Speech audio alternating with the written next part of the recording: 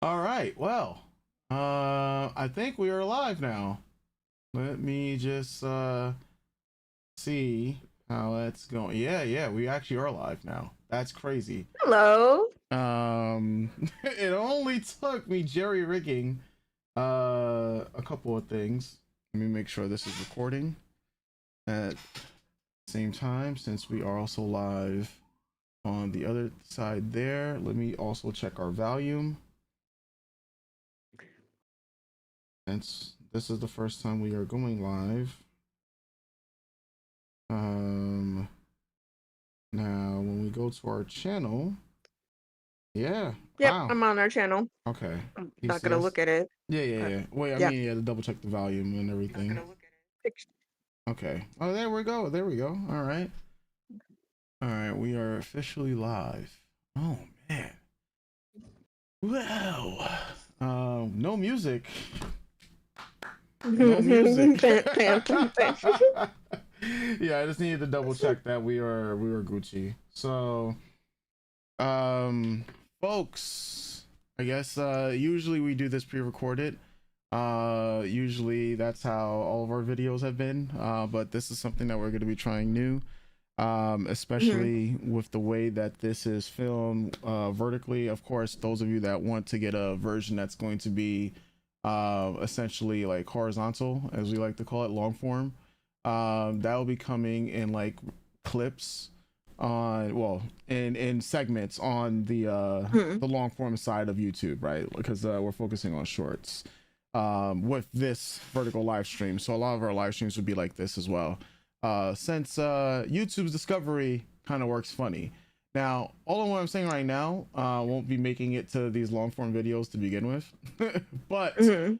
all of our content can, as always, be found on Patreon. We'll be making a more conscious effort to make sure that content is constantly going up to Patreon, and that we're also going to be posting a lot more, YouTube content across the board, especially for shows like X-Men 97, which we're putting to bed today. But we have ReZero Mhm. back in the fray. We did watch all of ReZero. We've reacted to every single episode from season one all the way until now.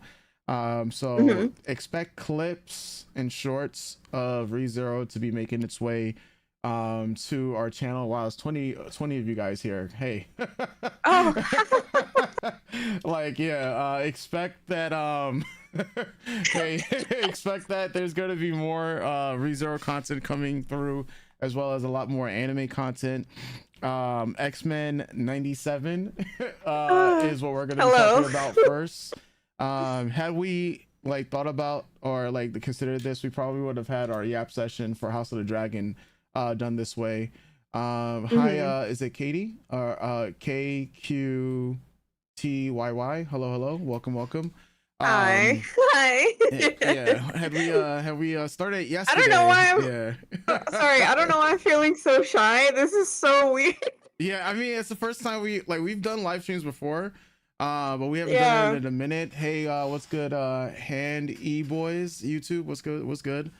So folks, we're gonna jump right into X-Men 97. The way we've done it is that we did the reaction portion, and we figured that what, because we do Yap sessions, we would just hold our thoughts for YouTube and live, mainly because we know that we can't react to, say for instance X-Men 97 and show you guys like all of the footage and whatnot without it being struck down for Yeah. copyrights. So we figure we do the reaction portion pre-recorded, and then we do our live thoughts live, essentially.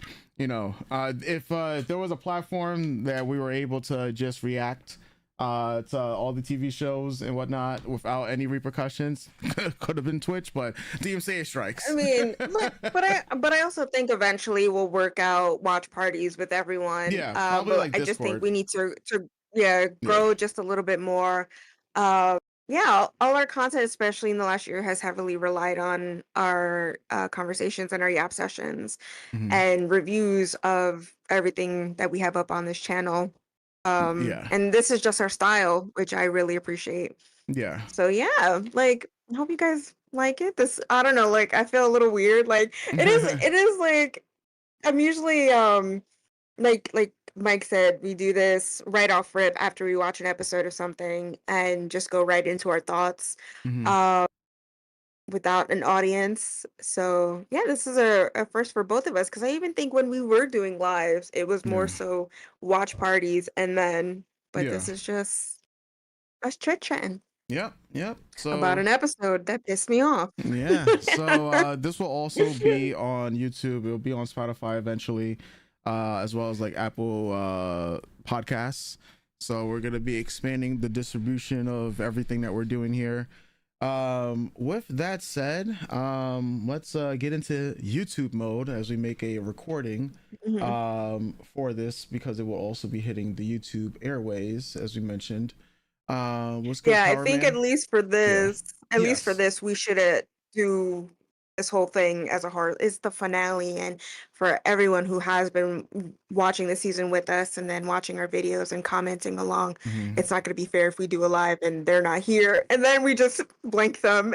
They Yeah, don't get you're not. the We're final not gonna do gap. that. We're not gonna do that. Yeah.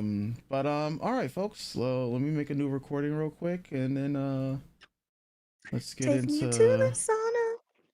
into the YouTube modes. Okay, so greetings, salutations, welcome everybody. We're actually live on YouTube while we're YouTube. doing this first recording. This will also be posted to Spotify, everybody. We have watched both X-Men 97, the final episode, and ReZero season 4 coming back into the fold. So we Yep. have a grand send-off Whiplash. and Whiplash coming of back emotions. into pain legitimately. Hmm. Now yesterday on our channel, you know, we posted about House of the Dragon, and that was like a 4 hour yap session. I don't think this is gonna be a 4 hour yap Yeah. session, but Oh no, yeah. this I think like we watched it earlier, we took a break. I hopefully can get my thought process a bit more Hmm. concise and not get wrapped up into the things that I'm most annoyed about this episode Hmm. and the season, but it is a finale, so I think, just like with House of the Dragon, I think partially why it went on for so Hmm. long is because we were thinking about the season as a whole instead of just a singular episode. Yes. Yeah, but hopefully it doesn't go on for 5 hours. I mean, I definitely could talk X-Men for 5 hours plus, and even Hmm. this episode of ReZero, truly. Oh yeah, Um, but yeah, this was a lot. this season finale of X-Men 97 season 2 was, Interesting, to say yeah, the least. I I think think that's one of I the think that's words. I think that's a good way to put it. A lot of Yeah. interesting things happened, a lot of moving parts that Hmm. really did a whole lot of nothing for, I don't know. Guys, look, Yeah. okay, so the episode, right?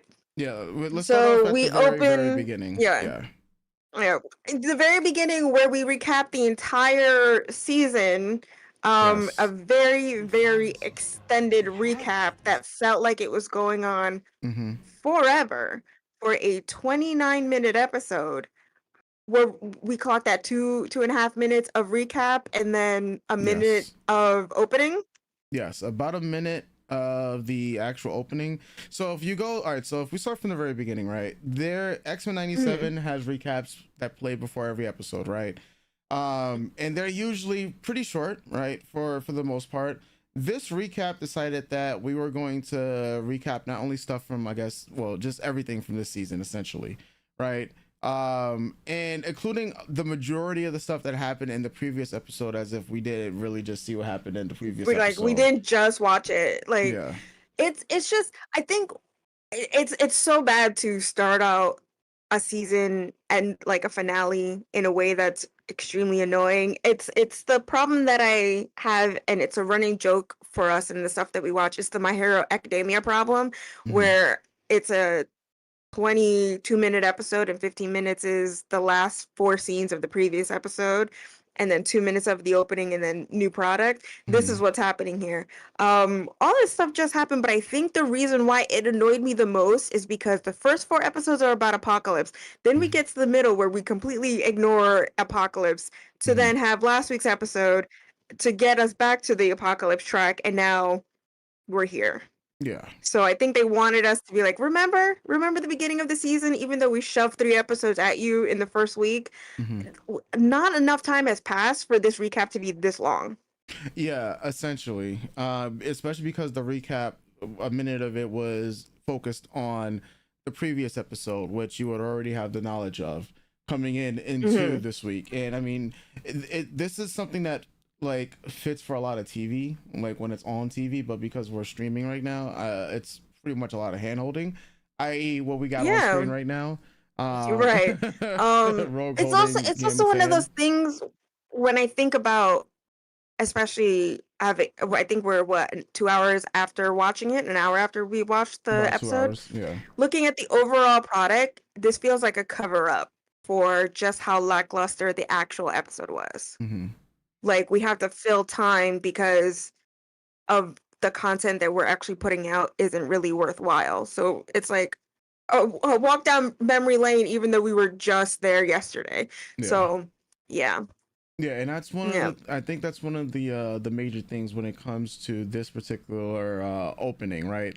When we go into the rest of the opening, obviously, you know, you get a little bit of longer sequence yeah. They for were just the like, actual look, X-Men guys, opening the itself. gang's back together. Let's showcase everyone. And look, no matter how annoyed I am at this series, Hmm. um, X-Men 97 as a whole 2 season product, the opening will always slap. Yes. Always. That I will count on and always be a 10 out of 10 experience. And the fact that we're getting these new characters that they're showcasing for us in this season get their moment to shine in the opening makes me super happy. Hmm. And getting to see, especially Polaris, seeing Lorna and Forge and Bishop in the opening, I think is like, it's just very, like, these babies. And Yeah. I will say too that I also like that at the running towards each other that they changed it from Magneto and the villains to X Force and the joint X Force and X Factor team. I joke that there isn't enough X Factor members, Hmm. so they had to have multiple man do his thing. Legitimately, yeah. It's just yeah. Like the chunk of this is multiple man, which is just so funny. And Siren's just like, well, I'm here. Hmm. If you don't know X-Men, it's just like, well, who's that flying redhead? Yeah, so she did all of nothing in this episode. So, but we'll get to that in a moment. But I thought that was really cool how usually in episode 2, the opening we got was, I think, Apocalypse and his gang Hmm. versus X Force, which I was like, nice. So I like that at least each opening is a little different than the one previous. Yeah. And it's all about storytelling. I think the one that I didn't like the most was episode 2's because it just yada yada yada Jubilee's time with X Factor, X Hmm. Force. But that's this whole season. We're just gonna yada yada yada everything that's happening and just highlight reel it. But yeah, I like that in opposition it's usually Charles and Eric, but this Hmm. time it's Val and Charles. Hmm. They really want us, they were truly doubling down on just how she is Val Cooper is our antagonist this season, and I like that at least for the ending we got to be like, yeah, she's in the antagonist role, and what's going on here is the fight between these two. I Hmm. do really enjoy how she's wearing sensible shoes. She's wearing sneakers. She's like, none of that high heel business on the field. No, no, no, sir. I'm a working lady, and I'm not trying to make it through the day with my feet tired. I'm gonna put on these sneakers to match my outfit. Yeah. Good stuff. Good stuff. I mean, Yeah. everyone's wearing flats, but I think, if you know about a lady superhero or comic book styling, a lot of time they're just wearing high heels and it makes all of no sense. So, but yeah, just that's look at a little sneaker. Look at a little sneaker. So cute. Yeah, like I thought it was pretty cool that we got the essentially the X was it X Factor Yeah, versus X Factor. X Factor versus Mhm. X-Men in the opening. Even though they should have probably added X Force there because that's what was the core Yeah. crux of this episode. Yes, this is X-Men 97 talk. Yes, welcome. I found my people. Uh, hi. Welcome. Is it Frog Hi. Bit? Yes, welcome. Yeah. So being that we've now reached the final episode. Hopefully this isn't massive spoilers for you guys, but we are going to be talking about the final episode and season 2 as a whole. We said earlier in our discussion that this episode was interesting, and when you compare it to overall, now I am not as knowledgeable about Marvel / X-Men. This is your field, Kayla. Okay. Right, that's this guy right here. Right, that's this guy right here. So when we got into this episode, and Cable, who's having daddy issues, well, parent issues to begin with. Cable's having parent issues. This is like the most. He's like, okay, so like we mentioned, we watch House of Dragon. He's like if Aemon and Aegon Targaryen were just like a comic book. Yeah. That annoying to me. Yeah. That level of annoying to me. I feel like.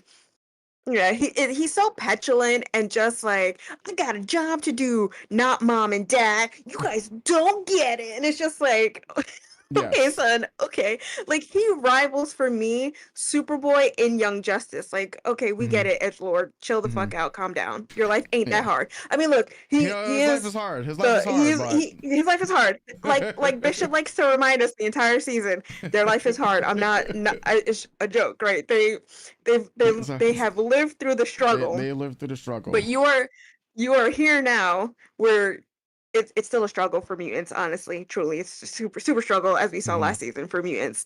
And for what Val's doing. Super struggle for mutants. But like, I don't know, maybe Cable needs to smoke a little, chill the fuck out, calm the fuck down. He's just too much, Grandpa, too much. Cable, yes, he was on one. And the marriage of X-Force and X Factor, after last week, he was like, you know what, we have the real enemy is Apocalypse.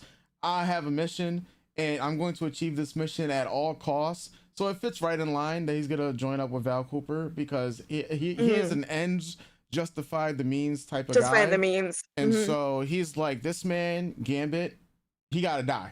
Why? Because Apocalypse is in him, and if we don't kill him, Apocalypse is gonna come back. Funny enough, what happens at the end of this episode, but we're gonna get to that soon. We'll get there. Yeah, I guess we talked about it last week, in regards to like Cable and joining up with the government, right? And it just seems that, I mean, even with the events of which eventually happened here, like, how did you felt being that this was more official now that Cable was like, you know what, I'm going to join up with X Factor in order to kill Gambit, essentially. Like, I mean, considering that Val and them were chasing Cable and them down for the majority of the season, and then that they get to the aircraft carrier that's carrying all the mutants in episode 2, that Jubilee's just like, yeah, we're not leaving these people behind, you fucking crazies. It when you put it all together, it's just like you said, the ends justify the means. So am I shocked that he's like, you've been gunning for me and I don't want to work with you? No. Like, to me, I guess it makes sense for what the season is. Yes. He has a hard-on for wanting to kill Apocalypse, and he's gonna work with whoever he has to accomplish that. It's just annoying. But it's just one of those situations where you look at a team up and you go, well, for 9 episodes? 9. For 9 episodes, and for everything that we shoved in here, we had it. I guess we just had to get here. It's the only way to wrap up the season, right? And do I think it's silly? Yes. I even said it last week, where he still, he threw a fit after everyone teleported away, when he couldn't kill Gambit, and it's just like, thinking overall, I'm just like, it also feels like he's not strategizing, he's not thinking clearly. It's just, I gotta kill this guy and that's it. Yeah, one track mind. And that just leads to a mess, as we see later. A very avoidable mess that really did piss me off when it happened. Because I said what was gonna happen as it was and then it actually happened. Yeah.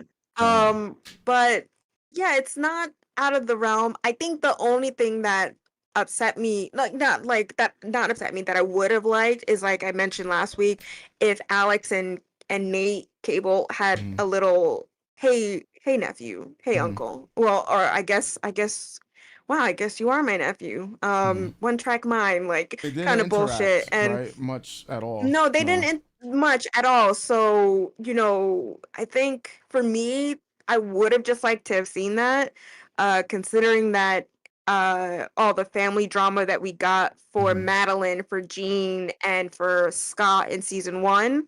And then we start out this season with Cyclops and Phoenix-ish take Mm-hmm. on them being in the future with Cable and raising Cable with Ascani, aka Rachel Summers. Just yeah, it would have just been a little a family of mess, right? Mm-hmm. Just something I would have liked. Okay. But I feel like this season really altogether, it's just one of those things where it's just like it's something they could have done, but they decided to just do their bullshit instead. Mm-hmm.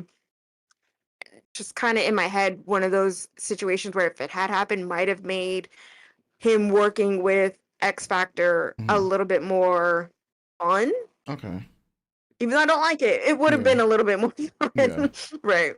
You have a question here. So the question Mm. was asked Hi. from Frog. It's which X-Men Hi. comic run do you like the most, and what is your favorite comic slash comic run in general? You have one.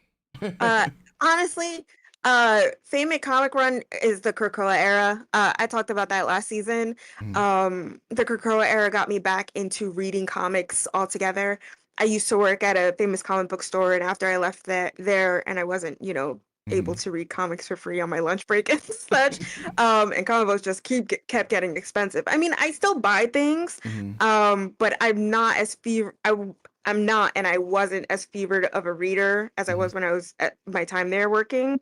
But recently it is the Krakoa era. It's not a perfect era, but it's something I hold so close and dear to my heart. Something I really enjoyed for these characters that I love and are part of the fabric of who I am. And yeah, my favorite run of all time in comics altogether. I don't know if I have one. Um, It oscillates a lot. Like I love Sensation Comics, which is a Wonder Woman book that came out a couple years ago. Mhm. I love the Paradise Lost. Like for me, it's Wonder Woman and X-Men. Mhm. I love Extreme X-Men. Um, Not the current one, the first one. I love Exiles. I love the Barbarella. Like I don't have a favorite run. If I'm Mhm. gonna think iconic that sticks out in my head, it's when Rogue put her very bad team together that consisted of Cable, Mystique, and Sabretooth and Lady Mastermind. That's just watching your girl surround herself with Mhm. problematic people because she's in a problematic state of mind, and just watching the mess you know is gonna happen just actually happen in front of you. Mhm. Um yeah, I just like, to me that's just one of those comic book runs that stick out of my head. Messiah Complex also sticks out of my head. Anything that's essential reading for me has to do with Rogue. Mhm. So yeah, there's that. Yeah, but I've got a lot in the tank, and it really is dependent on my mood. Like I love Lady Killer. I love there's a whole bunch, Infinity Loop. Yeah, there's a whole bunch of good stuff out there Mhm. that, yeah, it really depends on my mood. But if we're talking X-Men wise, if Rogue is there, I'm there. Yeah. Like Yeah. except for Uncanny Avengers Volume 1, Remender, when I see, no, I'm just joking. I mean, but I'm not. But that's one of the runs that I started reading as it was happening, because that's when I was working at the shop. Mhm. Um and I had to stop reading it halfway through because it just pissed me off so bad. So yeah. Yeah. But yeah. Yeah. Yeah. They asked if there was any favorite Batman comics if you read. I don't think you read Batman, right? I Or do. But for me it's the Bat family that I like more than Bruce Mhm. himself. If I'm thinking Batman as a showing, for Mhm. me, it's usually Justice League related. So my favorites are Kingdom Come and Justice. Like I live and breathe by those two Mm, books. mhm, If I'm talking about surrounding Bat Fam, I did really enjoy the New 52 Batwoman stuff. Gail Simo's run for the New 52 Batgirl. I love mm, Batgirl and Robin Year One. Um, the Batman animated series, Harley Quinn books. Um, yeah, it's like I'm not a big Batman fan, mhm. but I like the people around him. Yeah. But yeah, I have respect for Bruce Wayne to an extent. Yeah. Okay. Jumping back into X-Men 97, after we dealt with the angst of adult cable, um, God, like yeah, put the baby as the grandpa. Put him in timeout. I'm like this whole episode. I just kept in my head was like, put this man in timeout. He's doing too much, too much. yeah, All for what? All for nothing. yes. But we'll get there. Yeah, But we'll we'll get get there. there. Yeah. We turn our attention to which became the Rogue episode that you were kind of asking for last week, but it really didn't turn out to be a Rogue episode. It's just that Rogue was the star, but how much of the star, like So that's was she really? yeah, like that's like the one of the big things too. Now, Rogue, I know, is your favorite character of all time, right? Your favorite character I of all love her so time? much. I got Yeah. her. I got her mother's tattooed on me. Like, Yes, yes. And Rogue is my favorite character right next to Gambit. Those are my favorite too. And well, Gambit is my favorite Marvel character, followed by mhm, Rogue. Like literally it's Gambit, Rogue, Spider-Man, I think mhm, Hulk and Punisher. I think that's like Hulk and Punisher, probably my five. Like, but yeah, like Gambit and Rogue are literally my favorites in terms of like mhm, X-Men, and that's just how it happened. So when this episode focuses on Rogue doing anything at at all costs to save Gambit. I know last week you were talking about how the episode really wasn't focused on Rogue, even though it's a Rogue focused episode, but it had to involve essentially Gambit and a pretty much speed run death bit, as you call it, right? yeah, And yeah. That's it. yeah, and now you Yeah, and I have this mean, that's portion. the Yeah, same here. Yeah. Sorry, I didn't mean to cut you off. yeah.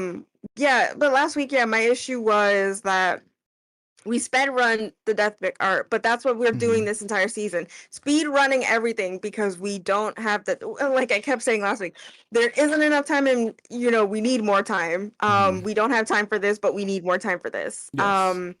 So it all my main issue was, and I've seen this sentiment a lot online amongst X-Men fans, that Rogue is more than the relationship that she's in, but this show seems to want to focus on only the relationship, which Mm-hmm. I love. I love Romy. I love like little teen Kayla. Like that's the love, hetero love that I mean, to me, honestly, they're both bisexual in my mind, but like that's one of my upper echelons of relationships in media. I love them together so much. Mm-hmm. But I love Rogue because she's Rogue. Yeah. Um and to just really have her like in the 2 episodes ago where it's meant to focus on Kurt and Graydon, you don't have Rogue at all talk to her adoptive half brother, right? Mm-hmm. It's just mostly her making sad faces and trying to warn Kurt off. So even then, it's just like she's along for the ride for the brother in her life. In last week's episode, it's like she's really super sad, and then everyone's just like, "Hey, but you're the only one who could save him." And I was like, contextually, that makes perfect sense considering her run-in with, as Angel mentions last week, Mm-hmm. with Apocalypse and Angel from '92. And I was like, it's gonna be so interesting to see how they handle that, how they tackle that. Really give her a little bit more meat and how Yes. she's doing emotionally. And they did none of that. Um, and even when we get to here, it's still, um, I gotta save the man I love. Mm-hmm. But we aren't processing, like we haven't, I mentioned last week, we haven't at all processed her survivor's guilt. They touched on it a bit in the first season, which I really liked. That's probably Mm-hmm. aside from episode 5, her episode focus first, like that's Mm-hmm. my favorite episode that season. Um, and this is just like, yeah, we don't. get her internal monologue or Mm-hmm. a focus on how she's feeling, coming back from the past. Eric also dying, who they've made him a central point in her character journey in these 2 seasons. So again, it's just revolving around the men in her life instead of Mm-hmm. just for herself. So I'm actually, for what shook out for this Mm-hmm. episode 2, I'm actually super upset. Truly. I think it's lovely. I agree with the character work here, Mm-hmm. though, that she would stop at anything to save Gambit. Yes. Um, it's trying to make up for lost time, and if I can give the man that I love more time and just have this moment together with him, I will do it. She really cares for him. Um, and I love, and I, in my heart of hearts, I know she is the character to walk into the celestial Mm-hmm. uh little apocalypse mouth temple, and she's the only one to be able to survive it, right? In Yeah. my heart of hearts, I'm like, yes, this all makes so much sense, not only because of her love for Gambit, but all the things that Rogue has gone through in her life. She is the one to come out of the other end of this broken, battered, and glittering like gold. Yes. um and just getting that feat alone, that moment, really did mean a lot to me, because it's like, yeah, she is her. Like, you said in the moment that she is Omega level, and I'm just like, no, you guys don't understand. If it wasn't for the mental strain that her powers took, and Mm-hmm. um on her, and her, in my opinion, her poor mental health as Yeah. well, she is an unstoppable force, a tank of all tanks, not just a flying brick. She can do it all, and she can process it all, if only if it wasn't for the mental blockade, right? Yeah. There's so many multitudes that this woman has, that she is the one to face a celestial head on, to talk it down, be like, all right, well, I don't think apocalypse and death is the only way. Love is very important, because love is important to Rogue's Yes. inner self. So I'm just like, yeah, this fucking makes perfect sense. And I loved every second of it. Truly, I loved every second of it. And I think even if it wasn't for Gambit, Rogue is the Mm-hmm. character, and has been shown time and time again to be willing to step up to the plate and go, I'll take the bullet for you. Mm-hmm. Yeah. I'll take the bullet. You don't have to, I'll do it. Making up for the wrongs that she has committed in her past. And I just, guys, I love her. I love her. I love her so much. I love her so much. How did you feel about Yeah. that moment? Yeah, so seeing Rogue, right? Obviously, I was saying last week, I was like, bro, if they kill Rogue, I'm done, right? Even though obviously I'll be back to See, watch, because it was like, if they right. kill Rogue, then we gotta get Death Rogue, cause that would be pretty cool. Yeah. Like if they did something like that, that would have been really Hoping. cool. But like, Rogue is, she will do anything in order for my boy Gambit, right? She'll do anything pretty much for the people she loves, but especially like the people who are closest to her heart, near and dear, would be like Gambit, and you would like to think Hmm. Magneto as well, like, because to Well, a yeah, point I in their mean, relationship, like their relationship was strange in ways, but it was, comparing it to he Gambit, yeah, yeah, he's still a man that she cares for. And yes, even though the motion of the relationship is off, yeah, even in deciding that she doesn't, like, in that moment on Genosha before everything turned to complete shit, yes, um it's like, I'm gonna let him down easy, right? That's where all that is heading. yeah, And yeah, I think that's why, for me, with him getting his back blown out in this season, not having her at all mention it, or what she's like, again, I don't yes. want That's her to that just that be is attached to the men, crazy. but That's, that is yes. like, They she didn't mention decided to it. make an abrupt change in her life last season Yeah. to stay by his side, to try to help Genosha and her people, all Hmm. for it to come out to her not saying anything about him dying at all. That is a question, like, for the writers and for the direction, especially because we know the production has changed hands. That I think, I mentioned it in last week. that I think with the change in leadership and who's gonna be, you know, writing this moving forward, cause a lot of things to be dropped because, you know, whatever the producer originally was working on, like, well, they, I guess they had like 4 seasons planned, right? Then Mm. that changes, and now your 4 seasons becomes two, and new ownership has to work with whatever you were like holding on for the first 2 seasons, and then shift it for whatever they want to do for the next, you know, 2 seasons that were, I think, guaranteed, right? I think at least season three and Yeah, we're getting four 3 and 4 next. Yeah. that were greenlit. So whatever plans, like this whole apocalypse stuff, like maybe it was supposed to go on longer. We'll never know, unless, you know, there's interviews and stuff like that later on.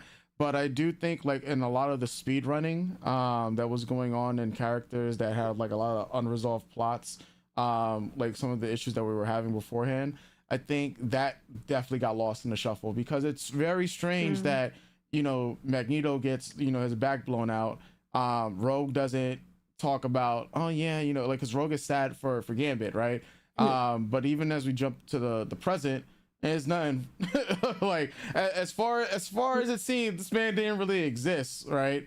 In Yeah. any of the context, like even when Rogue was in her sad girl hours, you know, meaning N Sabanor, aka Apocalypse, it was just like, you know, everything else afterwards, it's like, I I mean, don't, yeah, it's yeah, like there's no, yeah, twice in season 1, she drops the X-Men yeah, to go with Magneto and what he's doing. yeah, So again, not that I want that to happen, but that's what's been established for us. and they do So nothing she of has that, no yeah, feelings whatsoever. But yeah, but again, yeah, yeah, walking into the hellfire for Gambit, which yeah. again, super believable. Yeah. Yeah, like, you know, her, she's like, the man I love, he's been, you know, taken, you know, essentially hostage by Mhm. Apocalypse, so she's gonna do anything. And I was just like, god damn, like, she out here, she's trying to punch this, like, this G Celestia, But like, going now hands, like, she's throwing she's like, hands, I'm gonna throw bro. hands with a god. I'll do it too. Yeah, Fuck you. Don't come to my place. Don't mess with my man. yeah, It's on. Like, I like, love her. I she's love like, her yeah, so then much. you clearly ain't never met Remy LeBeau, like, because she was like, you don't understand the man I love. And, you know, Hmm. like, as the skin is literally peeling from her arm, I'm like, oh please, bro, please, like, let's not bite the bullet, like, you know, in the Celestial It was Isan. so funny. Yeah, Every piece of skin that was getting burnt off, I just kept saying, "Her mom's not gonna like this. Her mom's not gonna like this."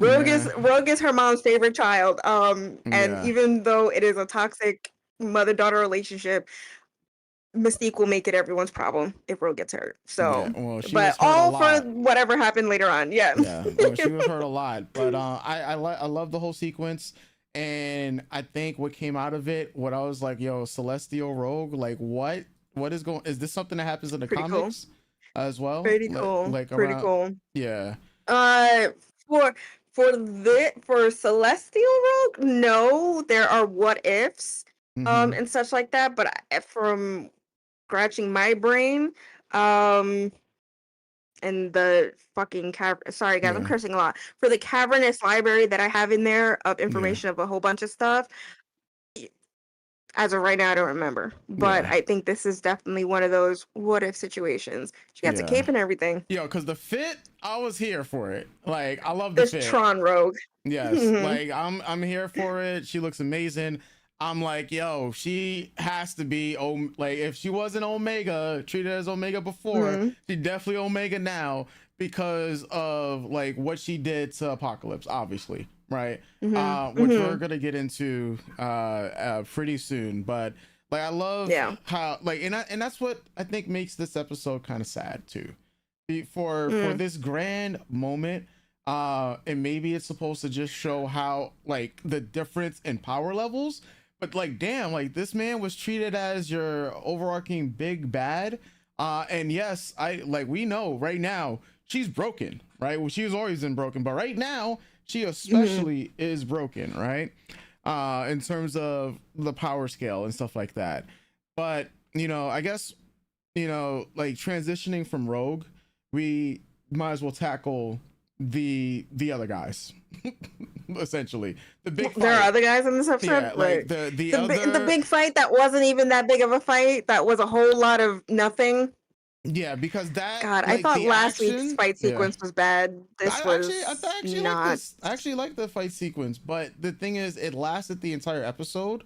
And the biggest thing when fight sequences, if you compare them to anime, right? It's always going to be the theory slash the importance behind it, right? And I Mm-hmm. think where I agree with you that it fits like last week's where overarching, I don't think it was good because what it eventually did was make everybody weak sauce.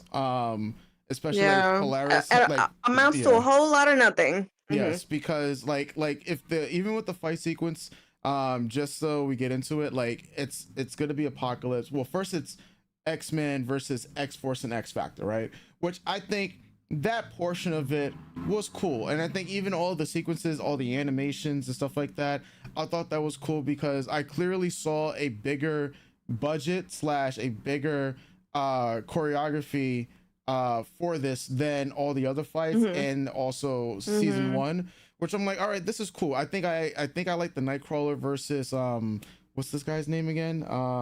Exodus, was that his name? Exodus. Yeah. Exodus. I think I like that fight probably more of the ones that we've seen because it was like they're both teleporting and it's swordsmen's, and that was pretty Mm-hmm. cool. I think, funny Mm-hmm. enough, shout outs to Frog in the chat because he said Nightcrawler is his favorite character. I think Nightcrawler definitely Huh. had a lot of Look at this great little family we moments. have here. Yeah, Look at this little family we have here. yep, Rogue Nightcrawler. I think Nightcrawler had some of the best moments. Even though they're like he's a character that like I can understand, like especially what I was mad about like 2 weeks ago with the whole gradient creed and stuff like that. And I'm just like, I just wish that wasn't, so prevalent as a narrative that people write all the time.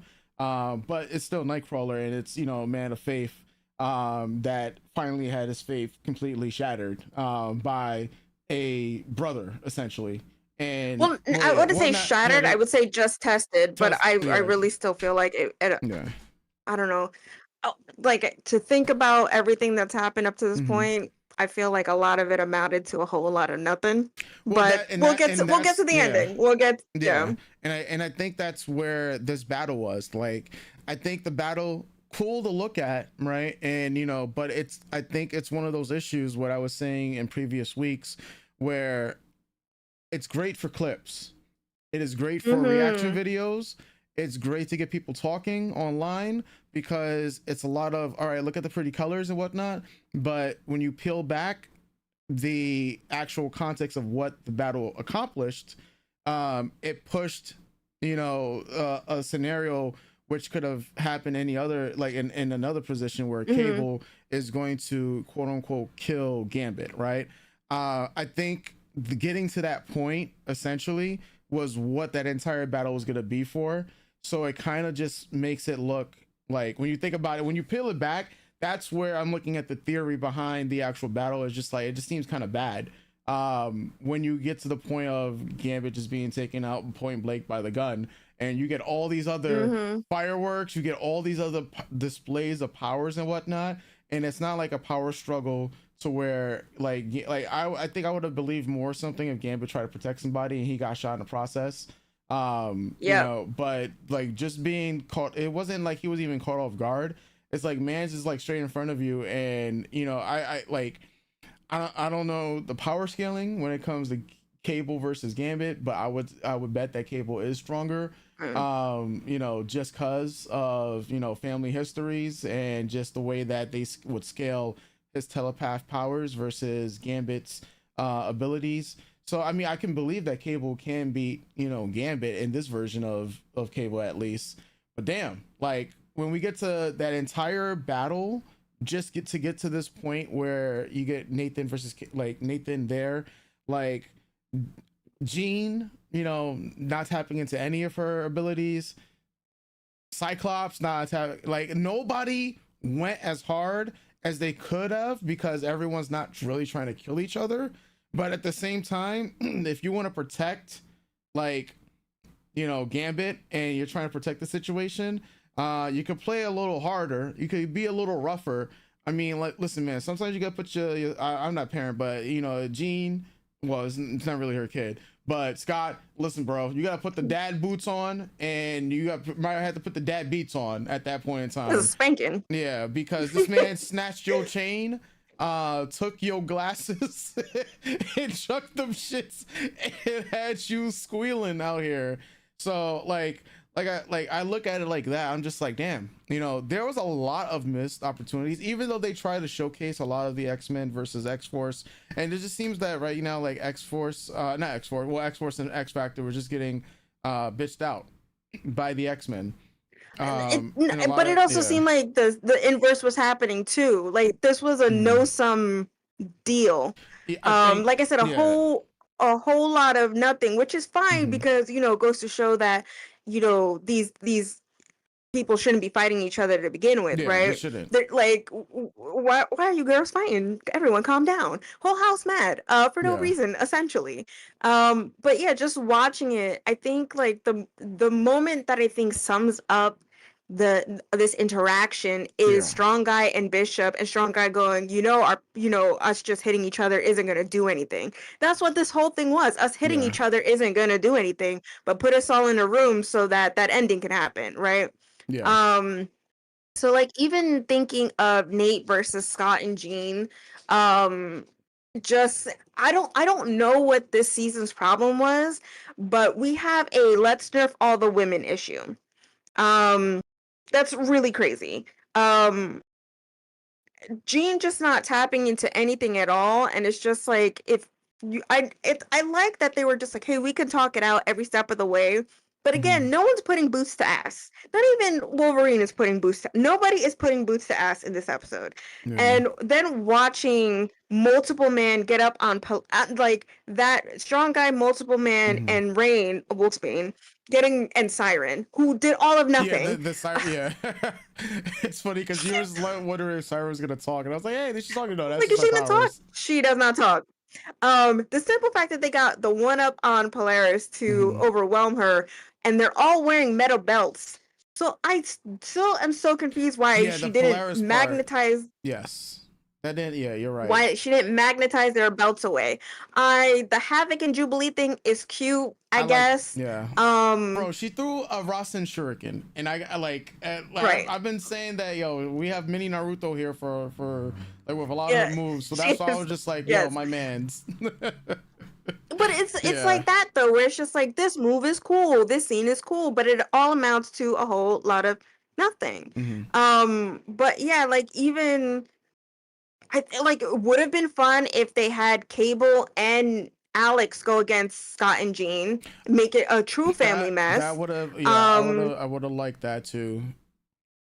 Uh, I think like also again what pisses me off a lot is I will never like when a man comes in once a woman is down. When I'm just looking at like Remy comes in to be like, yes, I can take on multiple men and everybody, and I am he, which he is, Hmm. but Polaris is in the room. No, that shouldn't. That's just not a thing that would happen. Yeah, That's just not a thing that would happen, especially after her big come up in the Danger episode. yeah, that's why I was questioning like some of the power scaling. Like even when you try to take in natures of these characters into account, we just saw Polaris like fend off danger that was waxing everybody, all the X-Men, and she Yeah, can't take right. down multiple man. Like there's no inhibitors or any type of funkiness messing with powers. Right. So that's why I was kind of confused about Polaris not stopping multiple man. Like even as Like like, just the yeah. whole situation for me is just like Bishop is super strong, but you have Mhm. Polaris there. She could just lickety like no one even needs to touch her. That they don't even have a psychic there to Yeah. to make her confused or anything, right? I could see Siren going a little bit because of the nature of her abilities, but I'm seriously like there doesn't make any sense. And then literally to have Storm outside with Forge Yeah. and for Storm to do a whole lot of we need to save the humans in the Sentinel suits, for the love of God. Storm could literally take the entire of X Factor and X Force by herself. So Hmm. again, it's like we need to dumb down the female characters in this show for the males to do a one-up, and this even includes our ending that happens in just a moment. But yeah, and the fact that, like, look, I know Cable is one of the summer messiahs. Mm-hmm. um I don't understand how he got the one-up on Jean. Well, I can understand it because she's not gonna listen. She ain't Mystique. Like she's No, not. she ain't. No, Yeah, and yeah, she's not gonna yeah, go after her kid, right? She's yeah. not gonna backstab her own kid, right? Yeah, Literally. she not Um, gonna like endanger his life, especially for how torn she is, even though it's not her son. But it's her son, not her son, but her son. yeah, You know, but yeah. and it's like none of the X-Men, or they all embody Charles, essentially. That's what they were all doing, Mm-hmm. right? Because Mm-hmm. when you have X-Force and X-Factor, especially, Cable, he's one track in his mission. So he don't really care who he got to hurt. He doesn't want to hurt anybody Mm-hmm. else, but his goal is kill Gambit, right? And the entire X-Force and X-Factor were moving as one unit to get to this objective, which, is get Cable or just get to Gambit and kill Gambit, right? So Mm-hmm. you have Mm-hmm. one group of people who are going balls to the walls using their abilities to just get to the Gambit and Yeah, kill him. but it And then you got the other group that is trying to be like, all right, we need to save everybody else and we got to protect Gambit. And this is legitimately why it was a losing position from the beginning for the X-Men. it's Because, just, but it's yeah. just so silly because, like, if Mhm. you, I don't know, I just feel like the show is also dumbing, like, nerfing the Mhm. X-Men as a whole as well, Yeah.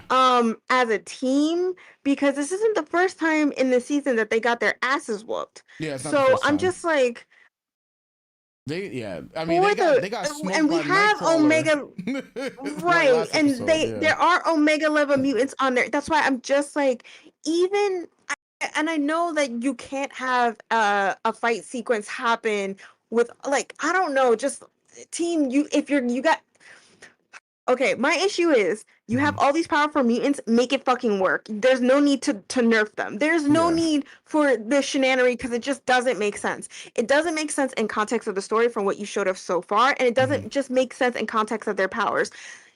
X Factor and X Force should not be getting the one up on the X Men, especially Mhm. alone with Jean and Storm on their team, but with Yeah. added Polaris. Does not make Yeah. sense. Does not make sense. This should be, like I said, this is a zero sum nothing. It's a nothing burger. This was a nothing burger everything. I'm so hungry that, like, I can eat my own hand just to fill myself up. Like, it's so aggravating because That part of Polaris too afterwards, where Polaris, the same abilities that she displayed, she could have did against multiple man, which didn't make much sense. Like, why not use these abilities immediately to stop them from getting to Gambit? And Gambit still came to a help and assist. and And Gambit is the ace in the hole to take everyone out. Look, again, yeah. I will never underestimate Remy's abilities. I know Remy's abilities, but that really is taking this character who you showed did an amazing feat a couple episodes to Mhm. then be like, she's not strong enough to take on this group of people. So the guy who's on his deathbed has the strength of will to bow staff everyone in the neck and get the one up. Like, no, no, no, no, no, no, Yeah. no, just no, just no, just no, What's good, no. Carson? Welcome, welcome. Yeah, like Like, this sequence here, since we're right here, where Cable puts the boots to asses on, well, he just shoots Gambit one time, that's it, right? Charles coming and witnessing this, and then everybody stops fighting, right? even, yes, even like the Yeah. simple fact that Charles just doesn't go sleep. Yeah. There's a lot of things where I'm just like, when we got to this point here, where I'm just like, there's a lot of things that just didn't add up, because there are mutants on your side that have telekinesis. There are mutants on your side that can legitimately just storm him away, all puns intended. There are other mutants that could literally teleport. And yeah, He like has a metallic arm. Why didn't Lorna yeah, just go? yeah. There's so many things that could have prevented Gambit from getting shot up here, It's but the one of the biggest things is the thought process that killing Gambit was going to stop Apocalypse, and no one considering that killing Gambit God. would enable Apocalypse. Which Um, is what I said as he stood as like, yeah, don't you think that once the yes, construct around the being is gone, then the being would overpower the situation? No, yeah. truly, this feels like a show of dumb people. Like Well, a that's bunch what of they're dumb being. people doing Yeah, dumb things. yeah. It's like they didn't expect it. I mean, this is the classic. You think he's dead, and then he's back, and he's more powerful But than it's also ever. Yeah, yeah, but it's also one of those moments where you just can go, well, if you just took a moment, everyone breathe a little, and you guys have a bunch of strategists and smart egg brand people. yeah. Fucking think it through. It doesn't make any sense. It doesn't make any sense. It Mhm. just doesn't make sense. Yeah. It doesn't make I sense. It mean, doesn't make sense. when Apocalypse came back, again, right? Because my Ugh. my my big thing about this, right, is that we still don't have Apocalypse from the future. Um, so what does that mean? I have to Yeah, go back to the 90s. Yes. yeah. Like I'm like wondering, like, is this the like? That's why I'm like trying to figure out like what's going on with that. Um, when we have this whole sequence here, obviously, this was gonna now be well, Apocalypse is gonna beat everybody's ass.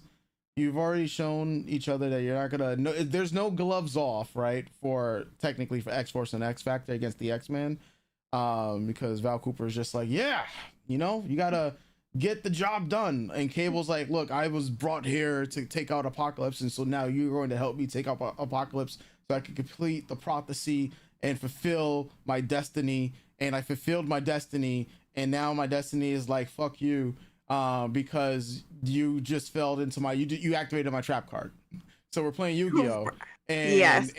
Yes. and Yes. now Apocalypse is here after activating the trap card, which I like, look, I like I love the color scheme. I just don't like some of the Oh, the design choice on the yeah, whole look is stupid. This is a yeah. stupid. I I just thought that about it yeah, as it was happening too, but then yeah. I was like, oh, this is essentially a 90s action figure. That's a Essentially, 90s yeah, action figure. yeah, yeah. Yeah, Like I that's a thought, 90s action figure. yeah, the way Yeah, they did that's it. Like I like the the color silly scheme, but I trench didn't coat like on the the silly yeah, trench coat on a giant robot guy. That's yeah, a 90s action figure, yes. yeah, But it's so stupid to look at. It's yeah. just so I mean, I already hated their choice of deathbit look. It's Mhm. just Yeah, I didn't a like the reverse colored apocalypse. gambit. Yeah, the apocalypse gambit look here. So I mean, but that's even though I me, I'm gonna love the purples because it's my colors, but I didn't like the fit. The biggest So thing here, stupid. um, was apocalypse whooping everybody again. Like this is history repeats itself, right? And we know this is the case, right? It's always going to be history repeats itself. The X-Men caused this to happen, as we already know. They went back to the past and they were the proponents of why this was happening again, right? But that does bring us to like I mean Hold on, I gotta say before we get to the next part. yeah, I also think it's a missed. There missed we go. Missed opportunity. opportunity to not have Angel also have a visceral reaction to the situation, considering that's Angel's whole deal in this season. Mhm, Apocalypse, and true, I'm not trying mhm, to diminish Angel's Warren's situation at all. We talked mhm, about it in episode 2. mhm, I'm just saying it truly is just a missed opportunity to not have him react to seeing Apocalypse mhm, at all. And I I think thinking about the season overall, it feels like a bunch of missed opportunities and a lot of nonsense. Um yeah, just for that. And to also just have it like I know Apocalypse is meant to be a very formidable opponent and mhm, super powerful, but the simple fact that and of course with Gambit's abilities too, it's like, yeah, now I've got my, Mario Fire Flower. I'm extra strong now. I'm in my Tanuki suit, right? Essentially, I'm in my Gambit Tanuki suit.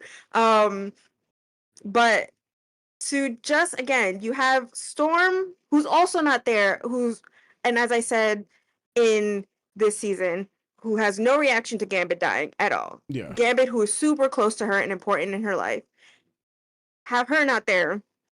But again, you have Xavier there, you have Cable there, you have Jean there, you have Psylocke there now at this point. Yes. Polaris and Storm. Storm on her own could take down Apocalypse Gambit, I think. Freeze him enough to slow him down. But you have these psychics there and a metal manipulator. I do not understand how everyone got their asses kicked in 5 seconds. I don't understand. It's not making any sense. It's not making any sense. Yeah, and they got turned like into like my man was called the Haunted. Like no one put up a fight. Yeah. Nobody put up a fight. But for the big thing for Apocalypse to continue to admonish Xavier, like you see your students are turning their I don't know how many times I have to iterate this. He turned their backs on him by fucking off to space to go mess with his bird girlfriend, right? Yeah. And then came back because, oh, woe is me. To admonish and be like, you can't love these people and you can't be the teacher and you're dumb. I don't care. To give that to Xavier, right? And even though he's so sad, his boyfriend died in front of him. So sad stuff, right? And he's all like, trauma beam, I'm gonna talk nasty to you because I'm that kind of girl. To not have Cable and Angel at least have bigger reactions to the Apocalypse situation than Xavier is bullshit. Yeah. And Bishop too, right? Because Bishop's initial thing from '92 is that he's got to come back and get the guy who I know comic book wise he has to come back to get the guy who betrays the X-Men, and it's Gambit. I think they maintain that story in '92, but like for all the Apocalypse is a really bad guy and we got to get out of here. Nothing. No one is reacting the way they should be reacting. It's unfortunate. It really, like, the whole sequence is unfortunate. Jean to go out like a chump. Yeah. Jean got turned too, right? I don't even like everybody got turned. I don't even like Jean like that. Everyone got turned. I don't understand what's happening here. Yeah. Like, I know Apocalypse is supposed to be OP.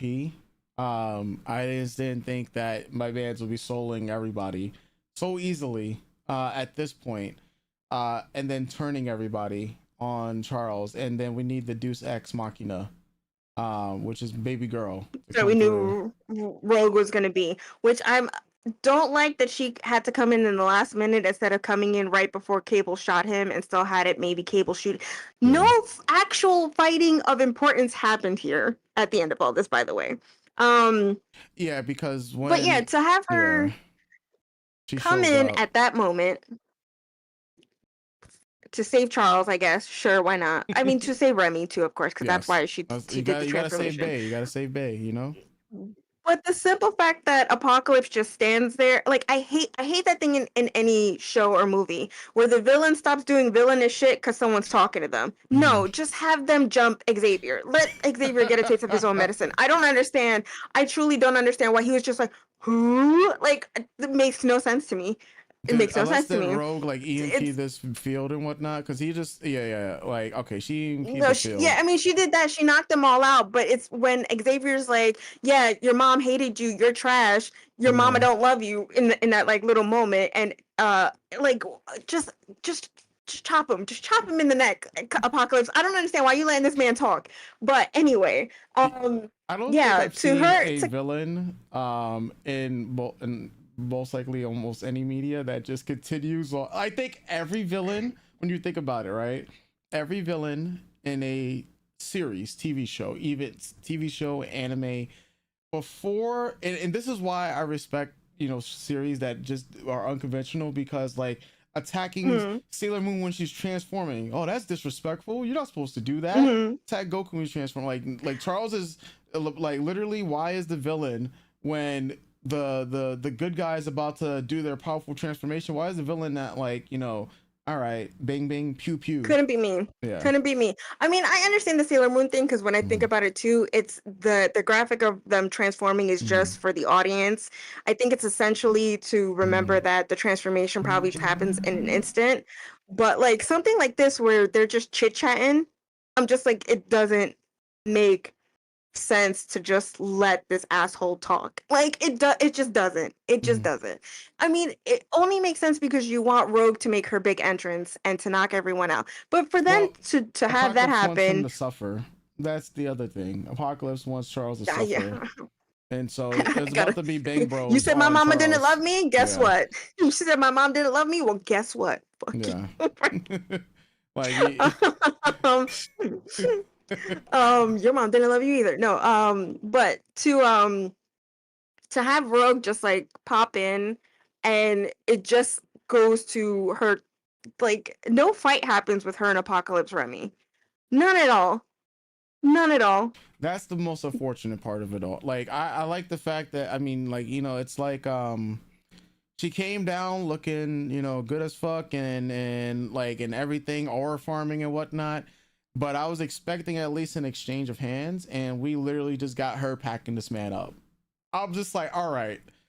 Like I think, for me, like for everything that happened, and yes, she's OP now. Probably at this point in time, she would be considered. I don't know. She would, like. Would you say she at this point in time she's the Well, strongest mutant in this form? Because this is something that we don't really know much of outside of. yes, but also uh she turned into a celestial the way Apocalypse did, so they are probably Should be on around the even same. footing. Yeah. And then Apocalypse would have the extra of having Gambit's powers. So if anything, he's probably just maybe like a fraction Mm-hmm. more powerful. Not much, maybe just a fraction. But I guess this is meant to show you with the power of love, you don't need to throw hands. But Rogue would throw hands, Mm-hmm. beat Apocalypse out of Remy. So I'm just so disappointed in the whole situation. For her to make this is my biggest problem in this show for Mm-hmm. this season. We're getting everyone back to zero. We're having a big moment happen at the beginning of the episode just to return everything back to normal by the end of it. Yeah, I Gambit think is now that's the death. big Gambit thing. isn't death. Rogue is a celestial. Rogue is not a celestial. For Mm. all of nothing in the middle to happen. We didn't even get to see her use her abilities. Nothing, nothing. It's not like she siphoned the abilities from the X-Men around her to get extra, but to get the like Bro, she literally just nothing, she said, nothing. here we go, and just compressed this man and said, all right, It's Nathan, deal nice to with be like, this. haha, Cable, I did your job for you because you're dumb dumb. Shut up. But nothing happened. Nothing happened. Nothing happened. Yeah. They didn't even give her a moment to shine. They didn't give her a moment to shine. What's the point of her making the sacrifice if she's not going to do much of it, if we're not going to see like the big bang boom of it? Yeah. What's Like the the point way, of the power up bro, if it we're was not going to get to see the power up? the way Nathan was just looking at her, and the way that like she just packed up. She is Yeah. she. She is him. Rogue Yeah. is him. Rogue is her. Yo, I love the She flex is it. though. I love the flex. The Yeah. flex of She the was like, like buff rogue. I love it. Right? This is Buff after. Donna. Yeah, buff Donna. Yeah, we got buff rogue. Like I love it. Like It's like, but damn. I'd get that tattooed on me, but it truly is just a waste of an opportunity to showcase Rogue's actual mutation and abilities Mm-hmm. to siphon the powers of all the other X-Men just to give her like if she's feeling like, Remy Apocalypse is giving her a little too much heat, just to siphon the powers of the other X-Men to really put boots to ass would have been an amazing final battle. We got this. We got this. She touches him, crushes him into a stone. So he's not dead, right? He's in the celestial or the external stone that Kendra, like Kandra's Hmm. external stone that the Celestial crushed. Yeah. So she's not even immortal, right? So that again, a waste of nothing for Rogue to get Kandra's external stone for it just to be taken out of play for this was a whole lot of nothing. Yeah. A whole lot of nothing. I'm very angry. Just I'm very annoyed. I'm very annoyed. I'm very angry. Um it is a lovely sentiment to be like the power of love and friendship is really what matters in the face of adversity, Hmm. and I think that's an important theme when thinking about the X-Men, that together we stand taller. Yeah, Hmm. divided we fall, and that's been quite essential within the mutant mythos. Fighting brother against brother when you think about Havoc and Scott. Um, Father against son, this situation, or mother against daughter with Mystique and Rogue, the importance of bonds and how we are stronger together for it. I Yeah. do love that. That's something I love very much about any show that I watch. Like, it's why I love Sailor Moon so much. Together Hmm. we can defeat the bad. Together we are stronger in love, in friendship, in empathy, and caring. We can overcome Hmm. adversity. Love it. Love it. Yeah. But please, God Jesus, please let my girl throw a punch. I mean, like, yeah, she just packed him up. And I guess, because I guess it's time to bring up the conclusion of this, because be, to me, I like my stakes, Bitch, I'm sick. Sorry, go right? ahead. Yeah, Sorry, I'm go just saying, ahead. I like my stakes high, right? I'm a gambler, right? So, but there's stakes that I won't take, but there are stakes that I will, take as well, and I gotta understand that there's risk involved. It is with gambling, right? And this was a risk that Rogue made with her life. It was her choice at the end of the day, and I thought it was respectable because she was gonna have all this grand Mm-hmm. power. And if Rogue died, then it would have been for literally, Gambit. I don't think anybody else would have just taken her out. I would have been like, if Apocalypse would have killed her, I would have been like, oh damn, that's fucked up. But like, and this, what did this amount to? If Rogue died this way, I would have been like, okay, it's sad. I understand it. I'm not happy, but because I love her a lot. But I can understand it. But if she would have died, I think I would have been more mad if she would have died after not giving if you were going to beat down Mm-hmm. Apocalypse, it should have been like a wash. It should have been like Sun Jin Woo versus the Ant King. I wanted to see like something Mm-hmm. like that, but also it's Apocalypse in Gambit's form, right? And she not really trying to hurt Mans as well, and so that was a lot just working against it. But because you know uh she's like, yeah, we gotta pay the price, and everyone's just like, what's going on? All right, well, I'm thinking like, all right, well, damn, this is about to be sad. Rogue's about to peace out. I'm preparing myself, and this motherfucker Nightcrawler is like, I'm gonna fulfill the other half of this wager of one's life. And now he bites the bullet for his sister. And a part of me is highly conflicted about this because one, I think it would have been sad. It would have been, it would have been sad for this is the way that Rogue goes out. But I would have, understood it. But Nightcrawler has taken that away, that agency away from Rogue.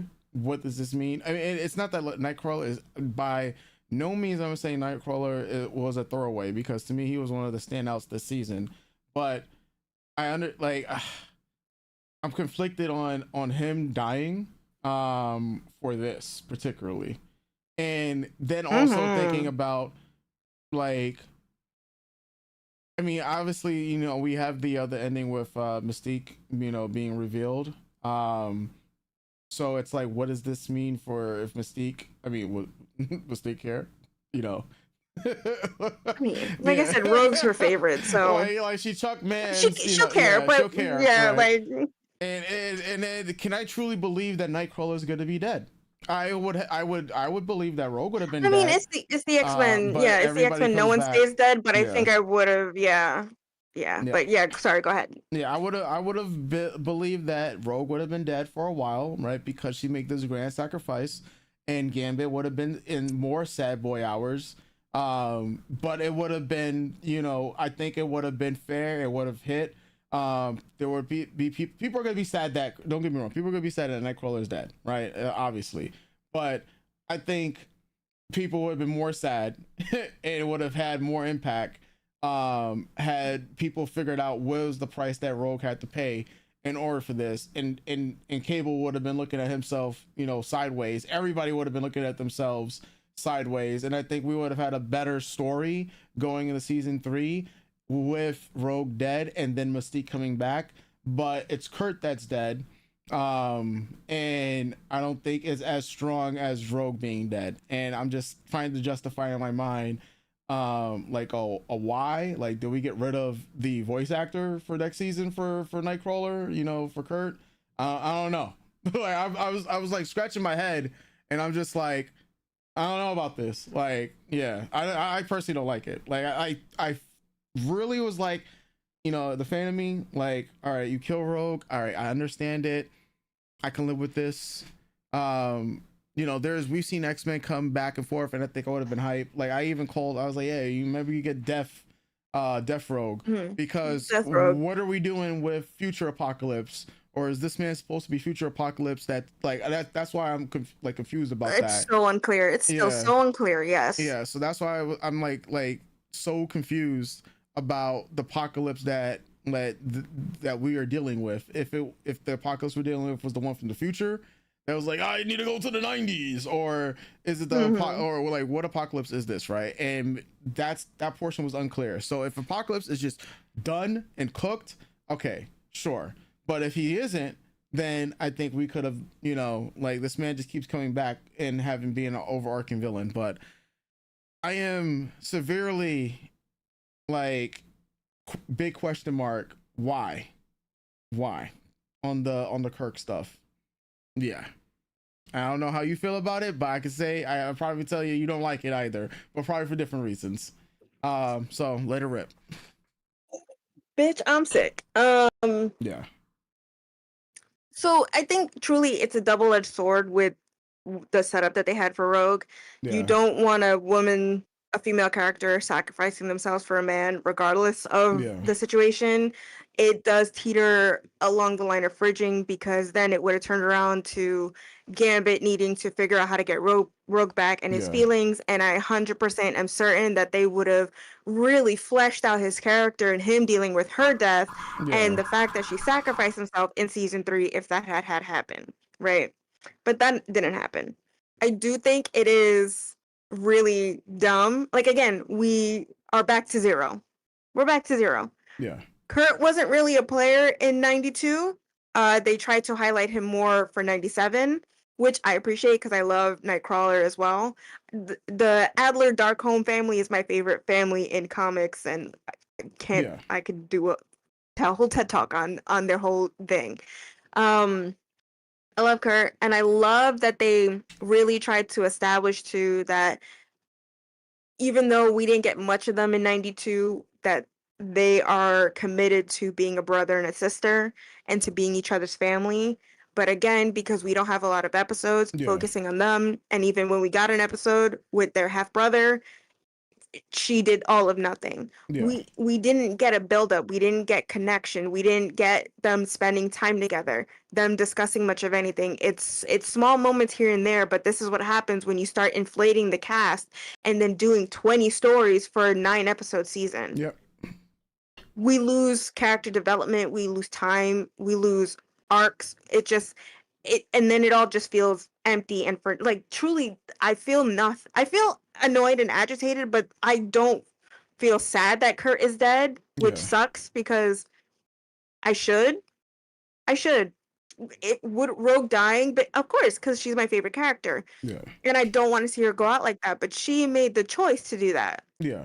Right? And it would have been not like, again, we're teetering on fridging. It would have been an admonishment of Cable and him going in guns blazing instead of thinking your destiny couldn't be fulfilled because you're an idiot. But this woman out of nowhere who you tried to use last episode is the one to clean up your mess, right? But yeah, if she would have died and then but without a fight, it boring, would have been bland, stupid. Yeah. For her to turn her like just to look and then like I really was expecting in that hug for her to just go limp and everyone would be like, what the fuck happened? And then Beast and Nightcrawler show up. Oh no, we're too late. Only for Beast to show up with the Bible, and I'm just like, oh fucking Christ.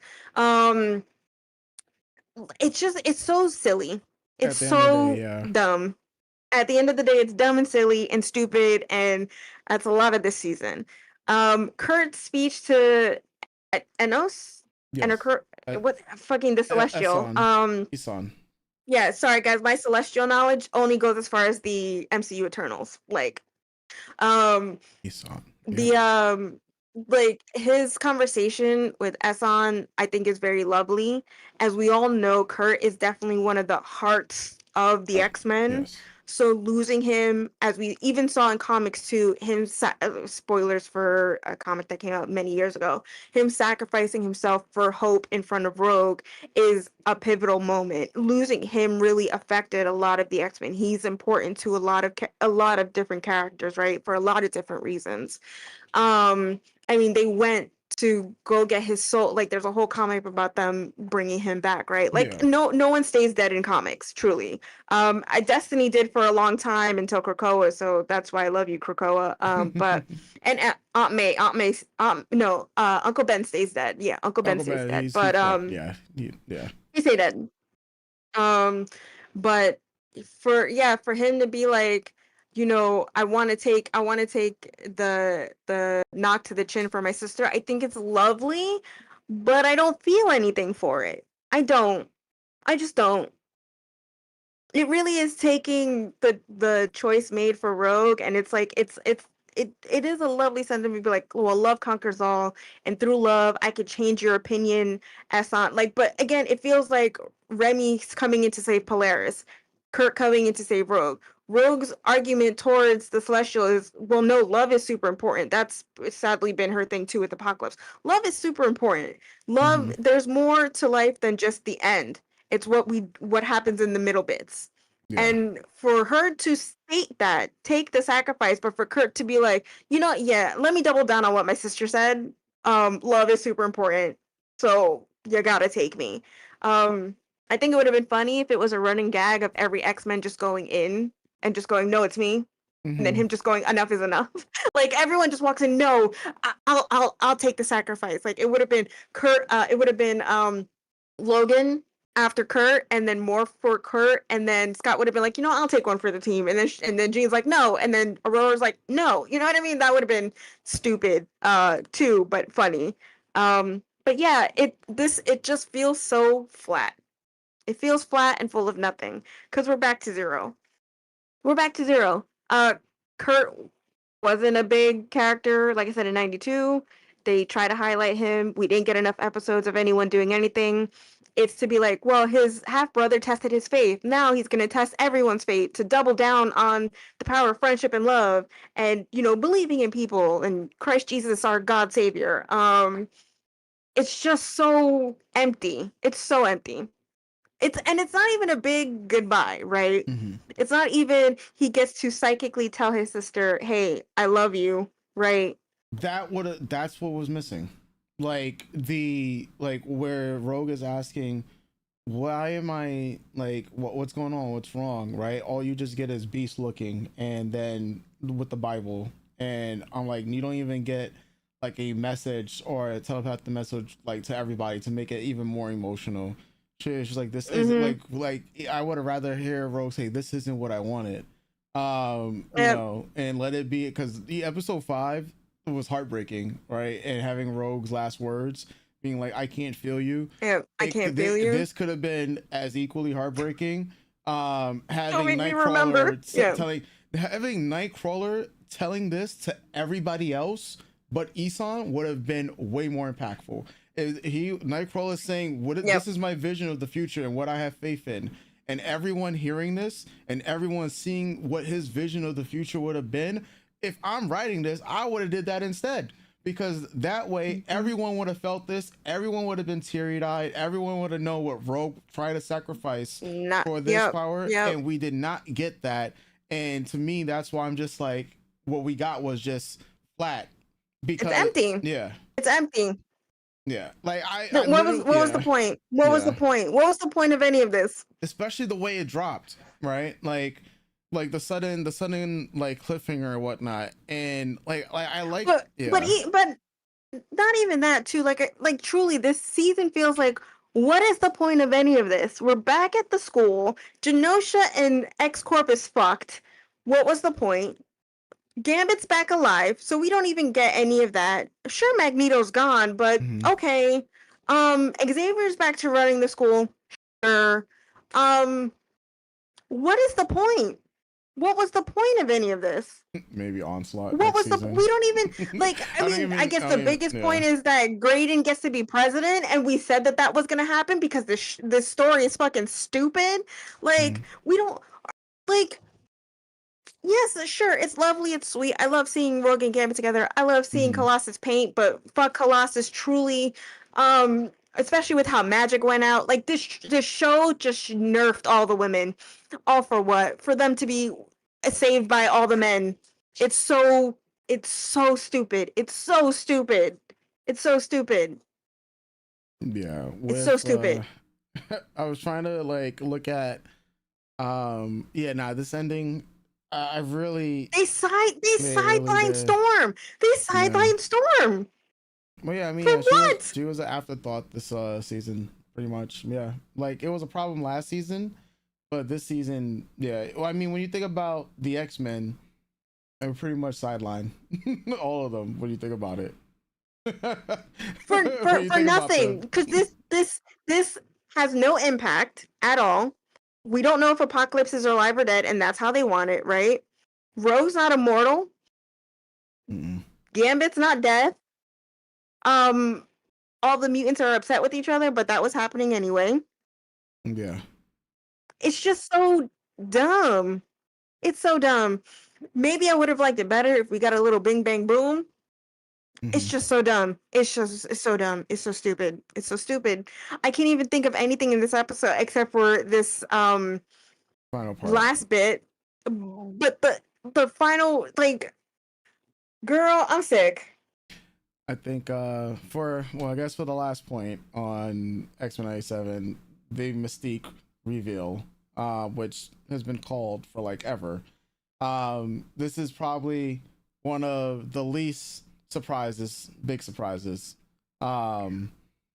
because it was expected, but it was like, yeah, it like legitimately it was being expected for the longest, that Mystique was going to replace Val Cooper. It was Val the whole time, yeah. But this doesn't even look like she was Val the entire time. No, she just takes over Val now.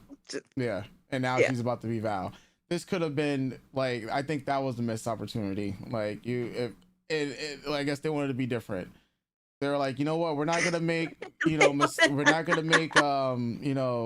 Mystique Val Cooper the entire time. Just yet. Yeah, even though you guys know. Yeah. But not yet. Not yet. Just wait. You guys have been saying it, but I want to show you guys are wrong. Instead, we're just gonna have Mystique finally show up and just replace Val afterwards and kill her. Okay. I mean, okay. Look, and again, even if she comes guns blazing about, maybe they do Freedom Force next season, right? That'd be a hoot for me personally. Even if I don't even think that they can even do Mystique being upset about Kurt, because we haven't even gotten any established relationship between the two of them at all in the series as a whole. Yeah. So, like, that's why even this reveal too feels empty, because if Rogue had died, Mystique would have been putting boots to ass. Yeah. Yeah, legitimately. And that's been taken away. And I honestly, we're gonna watch season 3 regardless, but please, I cannot do another all right, we gotta reverse the decision that Kurt made. And we gotta have to find a way to save Kurt. I like Oh no, they're gonna do yeah, that. yeah, They're gonna do that. and if that's the point of season 3, it's gonna. And I guess like I'm it's one of those things where I'm like from season 1 where I'm like, what happened? Honestly, I'm literally like, what I happened? mean, But like, yeah. and even though season 1 is not perfect, Oh, 2 years by away from far, season yeah, 1 gave a lot of thought and made it settle. But this yeah, is such a downgrade. There's no emotional impact or weight at all, in my opinion. Even with Magneto dying, there is no emotional weight in this season at all. yeah. Compared to season 1, episode 5 is gonna live in infamy. Not It's I like don't think episode infamy 5. is a right word, but it was godlike. Like, yeah, Yeah, episode 5 the episode 5 road crashing out, then Magneto turning off all the lights on everyone, yeah, and yeah, like at least we had some beats. Like, we're all still confused why Madeline would choose the moniker Goblin Queen. Makes no sense. But okay, girl, do yeah, you. Storm not get but at least Storm and Jean were doing the damn thing a bit in season 1. We got a yeah, whole lot of not that in this. Again, mutants being okay with sentinels being used against other mutants. Wild stuff happening here. Wild stuff. Wild yeah, stuff. And the fact that Storm had to be gentle with the humans in the sentinel suits, because we got to be hmm, so careful with the bigots that are trying to arrest us for existing. Sure, okay, guys. yeah. Whatever. Um, yeah, look, What would you give a grade? the episode a 4. Okay, and the And overall the season. 4 points. Wait, the 4 points only go to Mystique because I love her, and Rogue because I love her. Okay. Everything else is garbage. You wasted Siren. What was the point? She didn't talk. What was the point? What Mhm. was the point? For what? For us to get hyped for the trailer and for her to do all of nothing? Stupid fucking show. Yeah, because someone mentioned that The in our over comments last week. Oh, we still don't know what Siren's gonna do, and then we find out that it's a whole lot of nothing. a whole lot of nothing. Yeah. A whole lot of nothing. A whole lot of nothing. Yeah, I'm sorry. Oh A whole lot of man. nothing. Yeah. But that's also what this season feels like. A whole lot of nothing. Yeah. Like, I 100% agree with you. Clippable moments, and Yeah. that's what TV is now. That's what TV and movie is now. What can I get to trend and go viral on TikTok? Yeah. That's it. 2 years. 2 years we waited for this. 2 years we waited for this. For 9 episodes to equal nothing. For all the best characters to be nerfed and basura. Look, Yeah. my highlights this season, my Latina Lorna. I love you, sister. You're my girl. I love you so much. I love them highlighting her. I love her getting her shine. Truly, okay, baby, sweetie Yeah. pie, baby bear, come home to me. I love you so My favorite much. episode of the season. Yeah, Um, with her. yeah. Um, I thought, Bishop going, man, I had it rough, and everyone just going, all right, dude, chill out. We get it. Um, my highlights: Lorna, Mother Ascani. Gates, McFadden, Mother Ascani. Mhm. My Star Trek and my X-Men all day, every day. I love Rachel Summers so much. Mhm. I love Rachel Summers so much. The fact that I got her and she's voiced by Dr. Beverly Crusher. Truly so so so happy. Yeah. Just holding on to that feeling. Carolina Ravassa, who does Sombra in Overwatch, who is my main in Overwatch, doing Lorna. So happy. So happy. Truly. Michael Dorn making an appearance. John DeLance Mhm. making it as Kang. Star Trek and my X-Men. Love it, love it, love it so much. Mystique there at the end. Um, that's it. Yeah. That's it. I like the cameos. Sure. The one thing I liked about Wolverine's episode, it's John Carpenter's The Thing. Love that movie so much. Rogue did a whole lot of nothing. Cable did a whole lot of nothing. Jean and Scott did a whole lot of nothing. Storm definitely did a whole lot of nothing.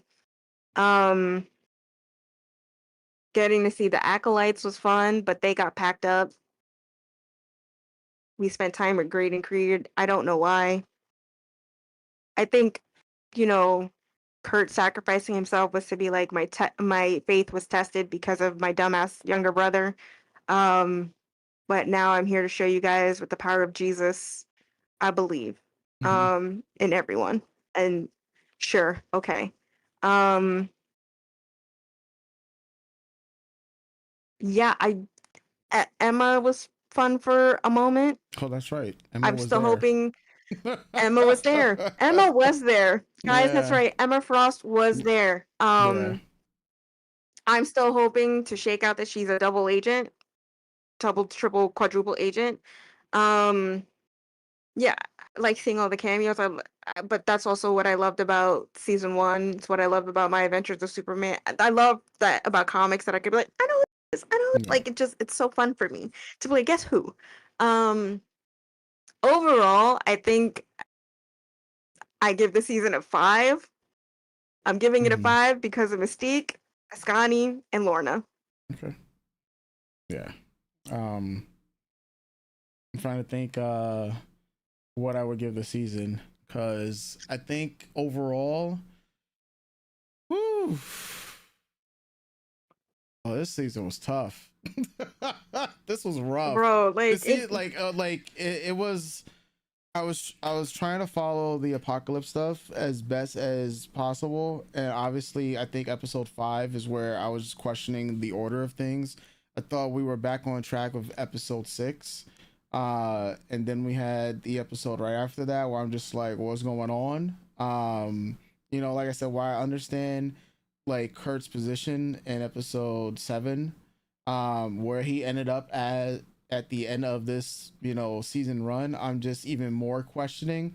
I'm like, my man's like, I came around and I like, my feelings shifted a little bit from episode 7. Like I was coming around to Kurt. I'm like, all right, I understand what you're doing. You're a man of faith, and this is what you want to do, but your faith was tested. And at the very, very end, you lost faith in Creed. You handed him over to the government, and the government's got like, all right, cool. We saw the outcome of that. let's make him president. Yeah, so now Yep, he's let's make him he's president. president. As we Yeah, stated in that episode, that's right. what exactly what was going to happen. Yep. And so I was just like, these are just the inactions of a lot of people causing other people to have to pick up the slack and deal with other people's messes. And Kurt, you left a big mess with that one. Even giving this man a chance, but you're a man of faith, and so I said, I guess people want to give him the benefit of the doubt, and we saw how that went right now. Yeah, I'm at a 6. I'm at a 6. I don't think I could get any higher than that. I really liked episode 6, and so there's my 6 points. Because Mm-hmm. I really don't think I can. And this is the issue, and often I cite it once again. The issue with a change of hands in production and directing. This is often a massive issue because it's a shift of philosophies between the people who were writing beforehand and the people who are going to be writing for under the director or producer for the following seasons. I have yet to see a series across TV shows, across anime, that has not had a serious change in its overall production when you have a director change, producer change, writer change. It's Deep very Space rare. Nine. It's very rare Deep Space Nine. where It it's is very better. rare. Yep. It's very rare where it is significantly better. Um, because everyone was like, because I've seen it a lot. People will be like, yeah, I really believed in their vision and whatnot, and I'm gonna just tear down everything that whatever they were working on and change it completely. So I'm just gonna see what happens for season 3, because it has to be for me, the dip from season 1 to 2 is kind of crazy.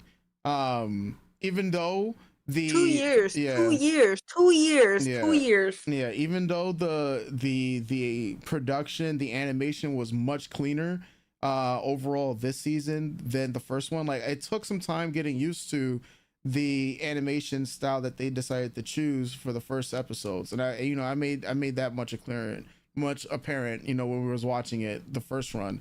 But I got used to it, right? And they cleaned up a lot of like the action sequences, the art overall was cleaned up, was done, a lot of the choreography, and that's what I'm giving that 6-2, because the team animating, the team doing the sound design, those things were much better overall this season from what I was looking at, especially some of the editing choices and some of the transitions, even though the pacing in terms of the writing was a hot mess in a lot of different areas and whatnot. But that's also on, the direction and stuff like that. So yeah. I just want to add to that Yeah. this is the problem that we have with television right now. When especially when we're adapting something that is so lore rich, we saw the same problem with House of Dragon and Game of Thrones, and I'm only bringing that up because House of Dragon also wrapped this week and we watched that. Mhm. And for non-book readers who only get a little bit of the side knowledge of what the contents of the book are, just the big disappointment in what happened with season 2 and 3 of House of Dragon, but also knowing the change of hands and the mix up in that series is similar to this. Now, I personally am not saying I want Boda Mayo back. I don't. Mhm. But if we're going to swap hands, you guys need to work on your Bibles, your Bibles for the show. You guys need to come together to actually figure out and plan out your shows, especially if it's going to take 2 years to do. We have to stop with these short seasons. 9 episodes isn't cutting it, Yeah. especially when you're throwing about 50 different plots into a 20-minute episode. It's just not cutting it. It's not. Yeah. It's not. We are losing, we are getting overwhelmed by the addition of characters, which would be fun and great if we had time to be with them, but we can't introduce new characters to forget about the characters that we already had at the start. We Yeah. can't just swap out people and then expect us at the end to go, oh, I feel the emotional impact of this sacrifice. None of it. We need more episodes, and we need a clearer team in the background. You guys need to get it together. There, And if it's any gonna corporate have fixed overreach is season 3. happening, Yeah. yeah, if any corporate overreach is happening at Marvel, Disney, you guys need to get your heads out of your asses, because truly the drop off from 1 to 2, and like I said, 1 isn't even a perfect season, even though I think we rated it very high on the initial first watch over. But like, this is so depressing. You had 2 years, 2 years for razzle dazzle. It's empty razzle dazzle. Yeah. It's so silly. It's so silly. And look, I've waited so many years for X-Men to get back into the general cultural zeitgeist, especially with all the fuckery that was going on in the company for Fox, for Disney, for Marvel. I've waited. I've waited. I paid my dues. I've paid my dues to watch the Avengers and the Guardians of the Galaxy fucking and the Eternals, even though they said fuck that movie, get shine in ways that X-Men weren't being allowed for the last like 20 years. To have you come out with this, you don't piss me off. You are pissing me off. Like, I feel like I said with House of Dragon, this is now a show that was crafted specifically to piss me off. Yeah. How you have pick one story, pick one run of comics to focus on. Yeah. Choose your characters. Just work with that. Let people get the feats that we know that they can. Stop nerfing the women. Stop you. It's like, why does no one know how to write female characters anymore? Why does no one know how to write female characters anymore? And I'm even looking at the X-Men comic books currently. Why does no one know how to write female characters anymore? Yeah. Yeah. Have we just given up? Yeah, it was, let's see. I think let's see, the new showrunners and the producer rewrote the scripts to fit a new ending of the 9 episodes in the season. Bo was credited as co-author only 5. None of them are exclusive authorship. The intervention was so severe that some episodes ended up having 4 different writers. That is the biggest, yeah. Like I'm like, like I just wanted to double check to make sure that I had the information right. Yeah, because Bo was the main showrunner and writer for season 1. And he apparently was cooked when he had 8 episodes done, and then that's when they decided to rewrite. Yeah, you can see, like I said, you can see the rewrites and stuff like that. So a lot of people, like, if I just go to Twitter right now, a lot of people are like, what the fuck is this episode in season 2? And people are like, yeah, And it no, ends like a yeah, mid-season finale. It ends like a yeah, mid-season finale. Now we have to wait 2 years. We have to wait 2 years for season 3. yeah. People said we had the best X-Men series, but Marvel did it again. They don't understand that they must like they don't understand that when they have something they can just drive it off a cliff. I'm like, yeah. Oh man.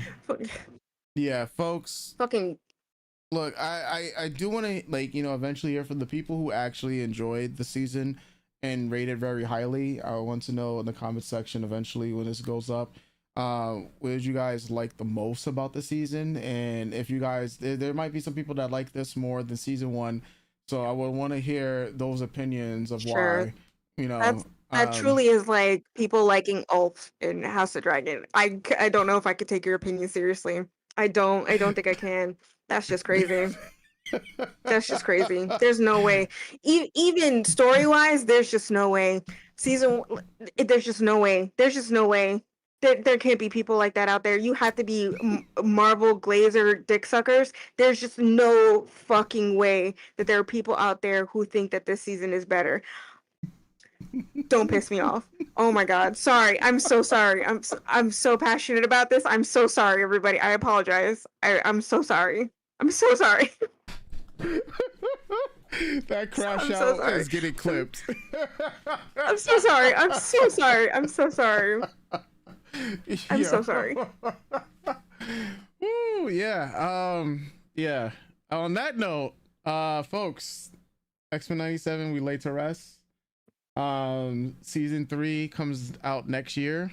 You guys got, some months to really sit in that writer's room and think about what it is you want to do, or else we're about to see X-Men 97 canceled. Just like all the other shows that Marvel put some stock into, and it's going to be fucking sad because not this, yeah, I'll just leave it at that. It's just gonna be fucking sad. Yeah. Folks, for those of you on live with us on YouTube, we're going to be catching you for ReZero. So, let me make a new recording here.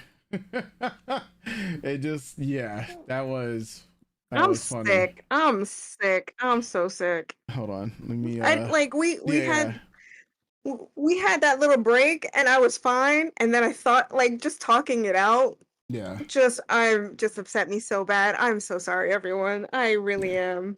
I'm yeah. so sorry. It's all good. Look, we're about to talk about ReZero, which you know is oof.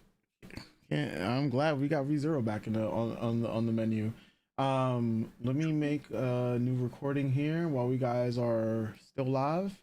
Yeah, let me press record here and there.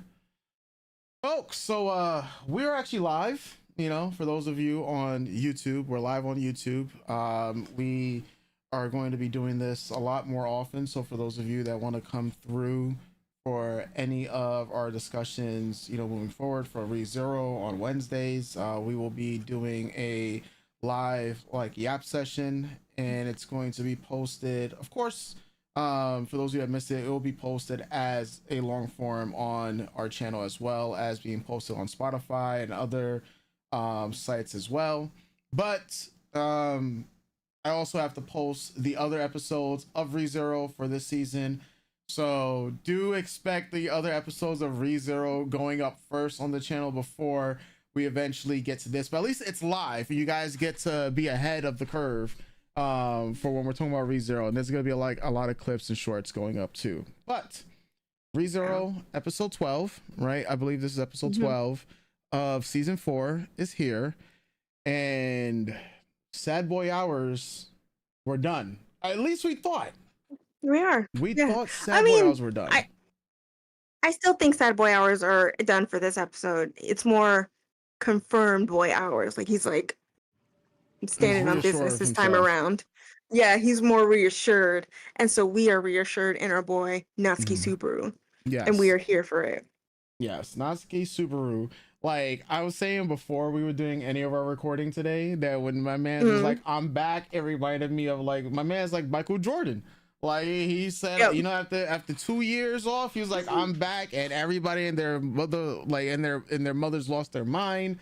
And well, I mean, in ReZero, I mean, clearly Amelia and Patrice was losing their mind, but then again, they don't understand that this is a time loop for them. So it's not like Hmm. they got much of a choice. But I can Yeah. tell you You who's want to losing their talk mind. about a show? Yeah. But guys, we just talked about X-Men 97, the season finale for season 2, and I'm want to talk about a show that is at least decently handling a very vast amount of cast of characters.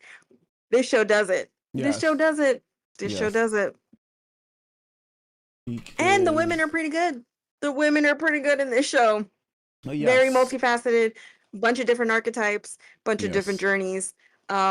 And I'm very happy to have it back because this month and a half of dealing with X-Men 97 and the House of the Dragon, I'm just ready to watch good television. she's I mean, and she's ready for peak. we're losing, yeah, we're losing My Adventures with Superman on Yeah. Saturday, and I'm just gonna cry. Who knows? I don't know. We'll see what happens with that.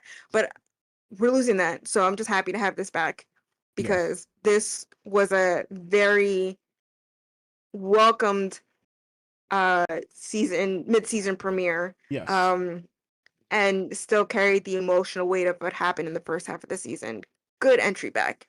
Yes, I agree. The way that the episode starts off, especially with Subaru, like he's so relieved that he's back. We can't at the beginning we're trying to figure out, is this Subaru 2 as we call him, or is this the Yeah, original Subaru one? 2 or Subaru Well, 1. and it seems to be that we got a mix of both of them, because Subaru 1, of course, remembers people's memories, but Subaru 2 has recently gone through the experiences of not knowing anybody.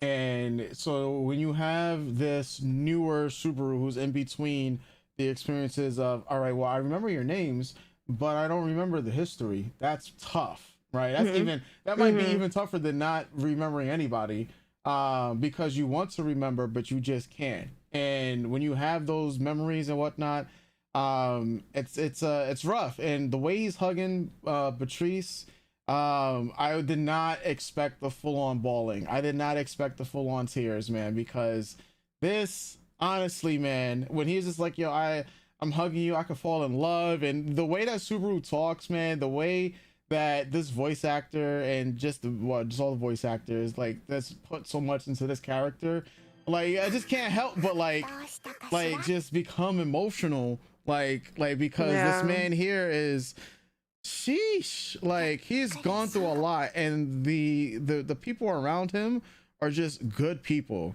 like Amelia For the and most part, Patrice. yeah. Well, yeah, I For mean, the most part. well, I mean, in Amelia, I mean, that's what I mean, like the direct people Yeah. around him, Amelia and Patrice. They're the kind-hearted people. Amelia is very ignorant of the world. Like she don't know nothing about nothing. She don't know anything about nothing. Yeah, Mm-hmm. he is, as we say.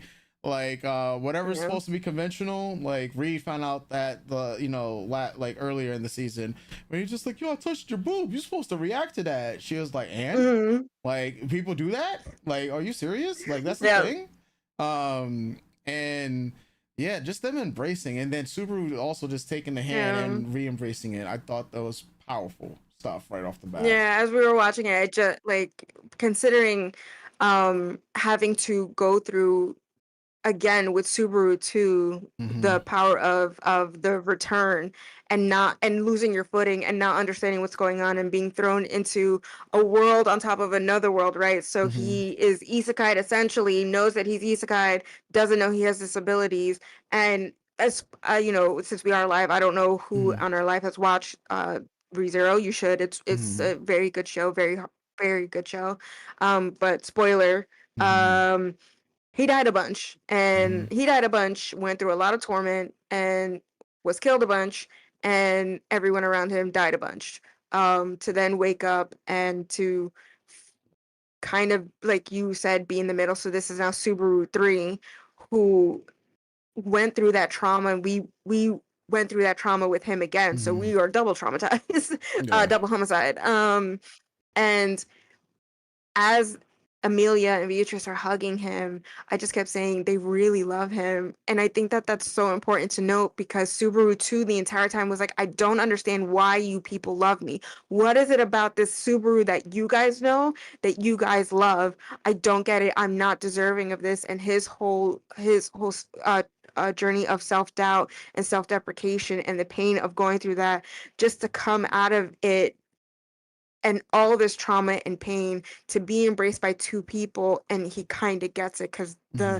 the soul remembers, right? It's muscle memory. And the fact that he has been so influential in these two characters, in these two women, in their lives up to this point, why they care about him so much, to just them not to first be shocked by Mm-hmm. his reaction, but to they know him well enough to take a beat, to embrace him, to let him breathe, and to go through it, because that this is someone they care about. It's just, guys, it's just, it made me so emotional. It's making me emotional to think about now, and how important it is to have those type of people around you that are maybe shocked by a reaction of yours, but they know you well enough to allow you to feel what you're feeling, and they don't judge you for it. Mm-hmm. It's just, it's a beautiful return to what this young man has gone through in the first half of this season. Yeah. And as heartbreaking as it is, we had to get the roller coaster started again. The hamster has to start spinning on the wheel again, and he got right back to work. But I was surprised at the. I guess you say the turn of events in this one is that I thought he just remembered everything again. So when he was like, "I'm back," I just thought like, "Oh wait, the cliffhanger is well, he got all his memories back, Mm. especially." The roller coaster he went through with Amelia at the conclusion of episode 11, which was Mm-hmm. already like heartfelt and emotional. But now we're back to, telling everybody, hey, I don't remember everything. I remember your names, but I don't remember our times together and stuff like that. So he's making the conscious decision to tell everybody this now. And the reactions are nearly the same, right? There's Mm-hmm. the bickering that was going on, especially when it comes to Ram, who, Ram, her personality and her character is a lot to take in. Um, Mm-hmm. at a lot of times, like it's a different type of annoyance than I think we have with Shala and Shala's voice more so. Um, Shala's voice is a tier Oh, of hold on. annoyance. Yeah, The one thing I'm not happy about in this show, that it came back, that I have to listen to that, truly yeah, just rip my ears off and stick them in my nose, take my yeah. eyes and plug them in the holes, so I don't ever have to experience it again. Like, it's that serious for me. Yeah, like Shala is a different type of annoying, but Ram, it's just like it's after a certain point in time, there's a lot of stuff that was just gets on like was getting on my nerves, right? With the character that is Hmm. Ram. It's not that I don't understand her deposition, or should I say just her position in all of this and whatnot, because we mentioned it in our Yap sessions beforehand. It's like, hey, Natsuki Subaru, you're the person who got us all here for Rem. You're the person who fought so hard for her. How dare you be the person to forget Rem? And I understand the frustrations of it, right? Um, and just the snarkiness, but it's just like we turned her personality up. Like if it was already at 100, she became like 1,000. When it Yeah. became like this, right? And now that we're going through the motions of it again, and she starts to concede that, all right, look, you're telling the truth. It's very different this time around because it's like, yes, you're telling the truth. And I think when Natsuki Subaru, aka Subaru 2, didn't remember anything, I think the offense was way bigger than the fact Hmm. that, all Hmm. right, you remember her name, but you don't remember the experiences with her. That's, I think, is a bit more forgiving for Ram, because not knowing anything about who Rem is worse, because it feels like, damn, you just dragged everybody here and we're here for no reason. Mm-hmm. If you yourself don't remember her, then what's the point, right? Like, you tell me this is my twin sister, but I don't even have memories of her, and we do this whole Mm-hmm. entire crusade based off your word. We're only here because of you. Everyone believes in you, and who you don't even know who you are, essentially, right? Now it's like, all right, not only do you remember the name Rem, you don't remember the experiences, but you're making the promise that right now you don't seem capable of keeping. But I want to place some trust in you, because you say that, hey, we're gonna get Rem back, but you don't even know who Rem truly is. You don't remember her, but I understand something happened to you. At the same time, like, I'm talking as Ram, but how can I really believe that you're gonna keep your promise, right? And I think that's fair. I think Ram is making a lot of valid things. Obviously, what's unfair is Subaru's position in all of this, because he can't even say, "Hey guys, so yeah, I die and I get to come back to life," without him having permadeath, right? Mm-hmm. So Legend here, hold on, in chat says, "I think you missed the point. Ram in both instances thought it was a stupid plot for Subaru was cooking up. However, she felt he was just being inconsiderate to everyone who actually have their memories gone." Yeah, I mean, yeah, that was the, like, for her, she thought it was a plot both times, right? But as we see in her character, how much Oh, she's like not distant, but how much she does not care that much about Subaru, right? right. Like, So yeah, here's the thing that I think mm, hi viewers that yeah, please take into account. Um, kind of you guys are jumping in on us on episode 12. mm, We've had a lot of discussions about Rem, her disposition and her yeah, feelings towards Subaru at the beginning of the season, yeah, where we're playing catch up before that. So I just want to explain, especially in the first half of the season, yeah, where they're stuck underground with Foxy Dona, and she's needling him and picking at him, and it's also part of the miasma that's also exacerbating the situation. But as we were watching that part too, it is very mm, much just like she's very blunt. She is very forthright. She doesn't hold anything mm, back, but it truly is at the expense of people she doesn't really hold into too much high regard. Subaru has come into their life and has really upended it, right? mm, Since season one. This is a big change, so she is also very wary of him. Though he has helped her in mm, this journey up to this point, she's still very wary of him, and it's fair, right? It's a fair mm, assessment, right? This guy you don't know all of a sudden pops up out of nowhere. These situations happen. Now you don't remember your twin sister. Someone's telling you you have a twin sister. This comatose girl looks exactly like you. mm, Then you go on this mission, and this kid is like, "I'm gonna get her. She made this confession to me." Wait. Well, we know that yeah, she made the confession to him, um but you're the only one who knows who she is, right? mm, So that only makes her more agitated and annoyed, and she's already so standoffish and cold to Subaru. So then when we get to the first round with Subaru 2 admitting to mm, everyone that he doesn't remember anything, it is that thing of, I can't trust you because you're very frivolous, right? yeah, She views him as that. You play around too much. You're not a serious person. You why mm, to him is like, this is all a game.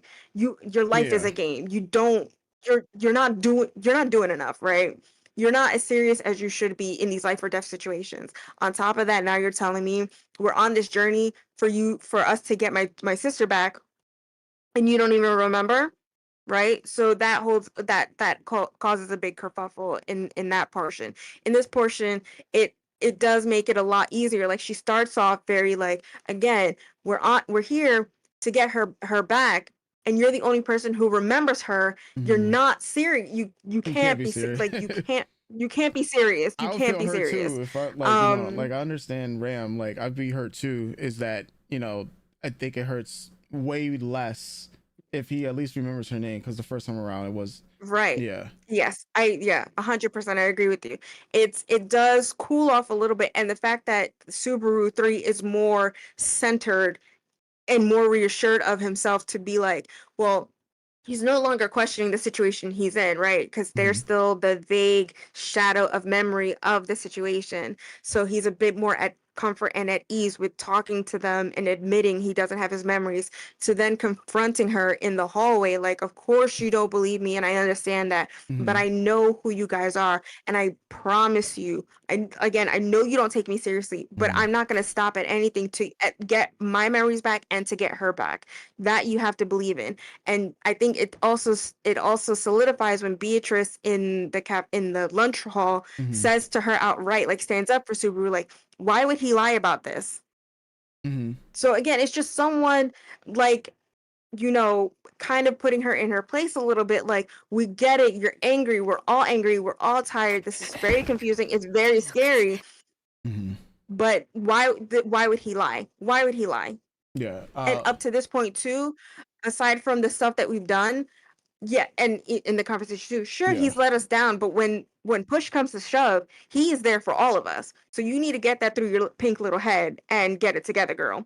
So Legend, That's what I yeah. yeah. So Legend says, yeah, for sure. I'm not trying to tell you wrong. It's up to your interpretation.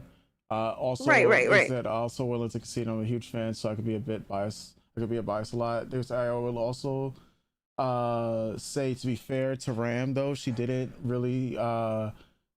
see really anything Subaru does. She wasn't in season 3, and in season 2 she got knocked out when the rabbit was Right. defeated, and in season 1 she did. Yeah, so this is, yeah, for her, Yeah. that's fair. Yeah. Yeah, so she doesn't understand the aura and the Yeah. mystique, the legend of Natsuki Subaru just yet. Which Yeah. everyone has been bigging him up slash, believing in him. So it's like she hasn't seen that yet, but she wants to have faith, and I think that's the biggest thing that she has now, or trying to have right now. Yeah. But it From is this also important particular, yeah. to note too that her type of personality does make situations like this even more difficult. When you have Mhm. someone who is so combative at every turn, it doesn't make the situation that you're like, that's the whole point of the miasma situation, right? Yeah, or how That that she's blew up. already at a 10. Yeah, she's already on a 10 with him. She stays at a 10 with him. The needling, the pressuring, the Hmm. belittling, it doesn't help anything. And yes, it's a way for her to express, but just because that's a way for you to express doesn't mean it's Yeah, helping. So, whereas we can understand her plight, it can also be very like, all right, girl, fucking yeah. and sit back Well, a yeah, little bit, yeah. like Like, as sit a back a little. like Yeah. as other viewers, like Ram comes off as very combative, right? And for Hmm. Subaru, I think this time around he's gonna understand that. Like his first, Hmm. all those other loops when he was Subaru 2, essentially memory loss Subaru, Hmm. Ram was a lot. It's a lot to deal with. Regular Yeah. Subaru, cause he's already used to the way that Ram is, especially because he's died so many times. Subaru 3, where we got right now, where he doesn't have those memories of Ram, but he can understand. Well, he has the current memories of Ram, Subaru 2, as we'll say, Hmm. mixed in with Subaru 1, remembering names and stuff like that. His resolve is always is much stronger now, right? And I think Hmm. that then leads to what was the center part of the episode, Hmm. essentially plotting everything to get to the person that killed him the first time around, which was Maylee, Hmm. which we were Hmm. guessing in the previous Yap sessions that we had, that Maylee was going to be the one. I like, because I was like, by deduction, like who else would it be? Especially, right after the previous episodes where we saw, especially with Maylee, like essentially haunting the narrative for him, which I thought was pretty Hmm. cool, at that point in time. And a lot of the fake outs that they had. So like, yeah, when he got pushed again, I was like, not Hmm. again, bro. Like he just Yeah. because I was asking, like, so we did so for those that Oh, are hold newer, on, hold yeah, on. I Before we really do get into this part, Maylee, I want to yeah, say, into the melee of it. I do yeah, want to go back to the lunchroom part okay, because it's also important to know everyone else's reaction to him admitting that he has and memory loss, again, yeah, especially Julius's. Yeah. Because that's also important to what happens with Meili in a Mhm. moment. So one of the biggest issues with Julius was, again, someone who's just like, you're the only one who remembers me, and now you're telling me you don't remember me. Yeah. You know our secret. You also held a secret from me. So even the fight we had the night before, it doesn't amount to a hill of beans, this conversation. So now and Julius's whole arc of being stuck in this moment, and not need and learning how to break out of it, right? To break Yes. out of his pride and his like ego just a little bit as a knight. And yeah, it's that in this time around it is different, right? Because he has Beatrice standing up for him. He has Amelia by his side. It's the tension breaking just a little bit. Everyone coming this time around coming to the realization there's no point to lie about this. And the fact that the spire is a very confusing magical space, Yes. so it would only lead to making more sense that something like this would happen, that it would be a trap. So seeing Julius the first Yes. time being very hurt by Subaru's loss of memory. And then this time kind of more conceding to it and being more relaxed into it and not being so angry about it as he was the first time for Subaru too.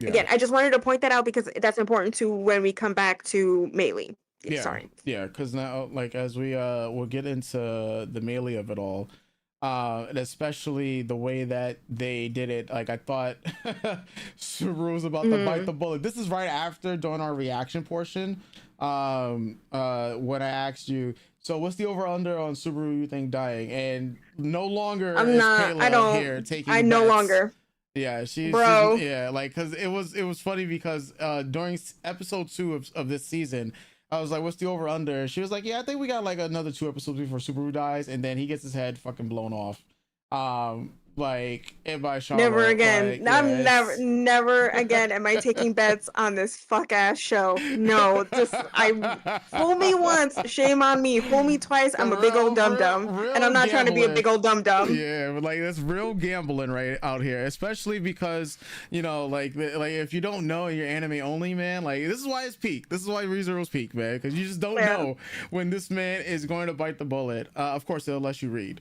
But getting into the melee of it all, right, where we finally get the reveal that Melee was the one who initially killed Subaru those times around, and we get more into her backstory, because in the very beginning I was like, okay, is this are we just replaying the hits of a few episodes ago? But yeah, you're right, it was more so we're watching the memories of Melee, this time in Mm-hmm. her perspective and not somebody else reading Yes.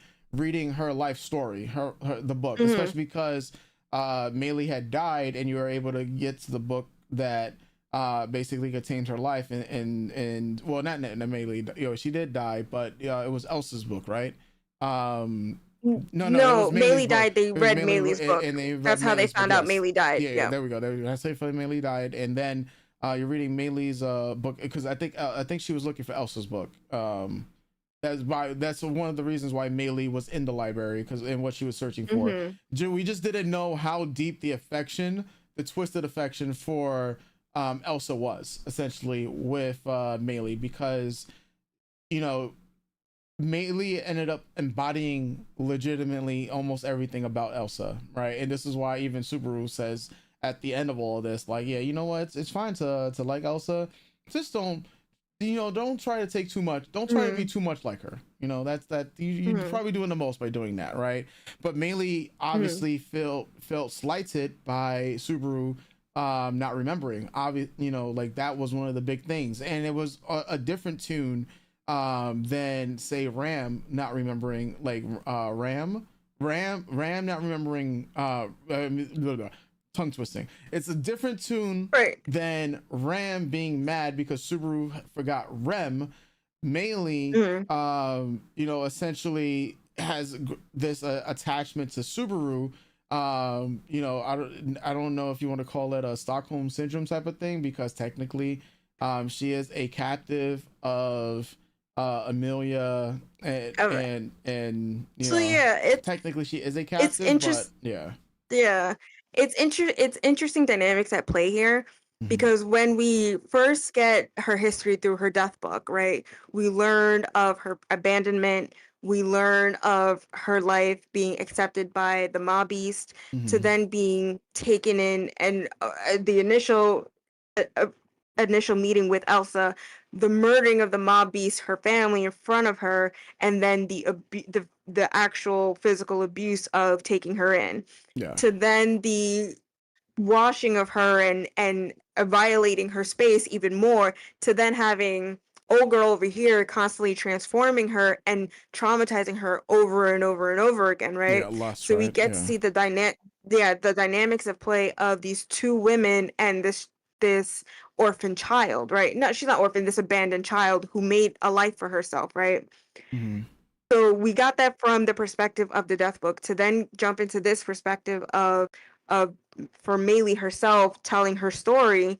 Um, because in discussing with Subaru, Subaru is trying to relate to her and to open up to her and let her know that, hey, I figured out that you killed me, without giving her too much info, right? Mm-hmm. No, I just knew it was you, but how did you know it was me? There's no way you knew it was me. Getting too personal, getting too close, right? Mm-hmm. So that's why she then decides to jump and kill herself. But we see that Subaru catches her. We get her POV about her life and her perspective on it and her story. And it's the understanding of what's happening here of, well, I'm now a captive of these people, Mm-hmm. and then adopting like the mobbies, right? Because she learned from the mobbies for her Yes. own protection. So for her protection, she has to then take on the personality and the mannerisms of Elsa to keep her safe. Because that's what makes Lust and Elsa back off a little bit, right? Because she Mm-hmm. is now acclimated and become one of them, right? Even though it's a mask, and it's that thing of, well, she's keeping me fed. She's keeping me clothed. I'm bathed. I have a home, a roof over my head. She's teaching me how to speak. she's I'm learning from her. So it's the cycle of an abusive parent or partner, right? Whereas I'm giving you all these things, but at any instant, just know it's a slap across the face, a punch to the gut, a kick to the ass, a transformation. I'm gonna hand you a present with one hand, traumatize you with the other. And you can't escape because they won't allow you to. You are stuck in this situation, right? She is a captive. Mm-hmm. She is a weapon to them, and they're not going to let her go, right? And she learns that along the way. But in that, right, it's you have to become comfortable within your hatred and your ire. So it's like you're semi grateful because now you've become a different person, but you're Mm-hmm. essentially not your own person because you are just a mini me version of your abuser in order Yeah. to survive. And then to have that semi mirrored in like she is held captive by Subaru and Amelia and Rosewalt. So it's like, oh, I'm not okay, how do I mitigate these feelings of going from one prison to another? And Yeah. as she says at the beginning of the season, yeah, I'll come with you guys because outside is better than being stuck in here. Yeah. I might as well just. It's all the same to me at this point. I just don't want to be in this room. So having to deal with that, right? And then also having to deal with the pain of you are grateful to your abuser, but you want to end your abuser. You want your abuser's end to come at your hands. You want to seek your revenge, your justice, right? And it's all these complicated feelings, especially for a little girl who doesn't know any other way of life, right?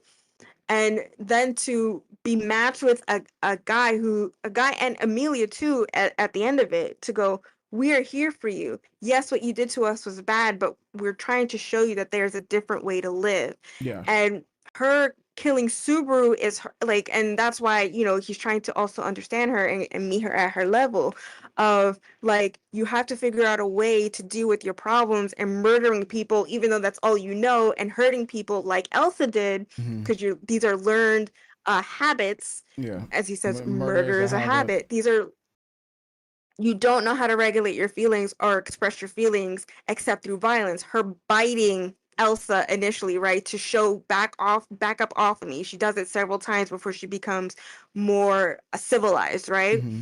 And then in that moment where she's braiding Elsa's hair, she's agitated by it. That's why she fake bites her and noms at her, because it's the expression of this energy that's bubbling in her, that I Mm-hmm. want to hurt you, but I know, right, doing it how I used to isn't the way to do it, but it's the only way I know how to express myself, and I can't get out of this situation. So killing Subaru and abusing these people and mocking these people is the only way she knows how to manage what she's feeling, and it's unhealthy for her. And they're like, well, in this house Yeah. we learn to deal with our in this house we have to learn to deal with our traumas. Yeah. um That's and it's why very I it's attribute to very sweet to Stockholm. see. Yeah. Yeah. Yeah, yep, and it's very sweet to see the difference in also embrace and touch, right? Mm-hmm. So even with Shala later, but like with Amelia hugging her, it's so different from Elsa hugging her. It's so different from Elsa touching her. Mm-hmm. It's a different set of emotions. Subaru saving her and embracing her and meeting her on her level, like, hey, I'm here for you. It's so far into her, and it's like it's so heartbreaking. It's so heartbreaking. As he says, Yeah. most people take off their shoes when entering someone's home, right? It's the Natsuki's family way to just barge right into the hearts of others. Which goes into Mm-hmm. Subaru's own trauma and self-doubt and pain that he's going through Mm-hmm. with his initial life on his earth, right, of Yeah. feeling less than and not feeling worthy of the love of his family, right, Mm-hmm. but still adopting those mannerisms and that learned behavior, right, so he can hate himself, but he's going to make sure everyone else around him doesn't hate themselves. So Mm-hmm. I deserve to be in the gutter, but you don't deserve to be in the gutter with me, Mm-hmm. right?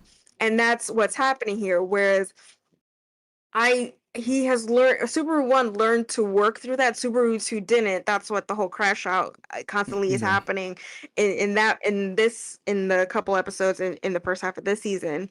But yeah, I really like that he really states to her that, you know, it's just who my family is, it's just who I am. I'm gonna I'm gonna become charming, and then you're gonna find me endearing.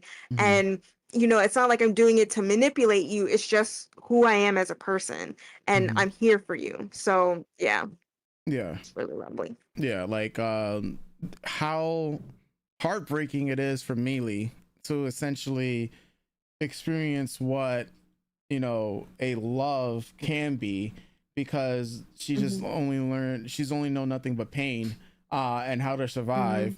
And at the end of the day, she is still a child, and just like Hmm. murder is a habit, learning the right ways of affection and what loving can be is also habit as well. Because Abuse you is a can, habit too. yeah, because hatred, abuse, those are all like things that can become a habit, right? Do unto others Hmm. as you would have them do unto you. And the way that lust was just playing around with her life, fear, anxiety, all those things play a portion into making the being that Meili currently is. These are all things that she's going to have to unlearn. And this is why Subaru can make a statement like, hey, Julius, we're the closest thing she's gonna have to fathers. Hmm. She doesn't know what a family is, and it's going to be, our job to put her on the right path. Our job Hmm. to, make her understand that this is, this is what friendship is. This is what family is. This is what it means to actually live as a human being, not as a mob piece, Hmm. right? Hmm. Hmm. And Hmm. that's what the arc with Melee is, and her pushing Subaru off. It's like you're like, it kind of feels like you're the last person that I wanted to place faith in being saved out of this situation, because finding But solace in him.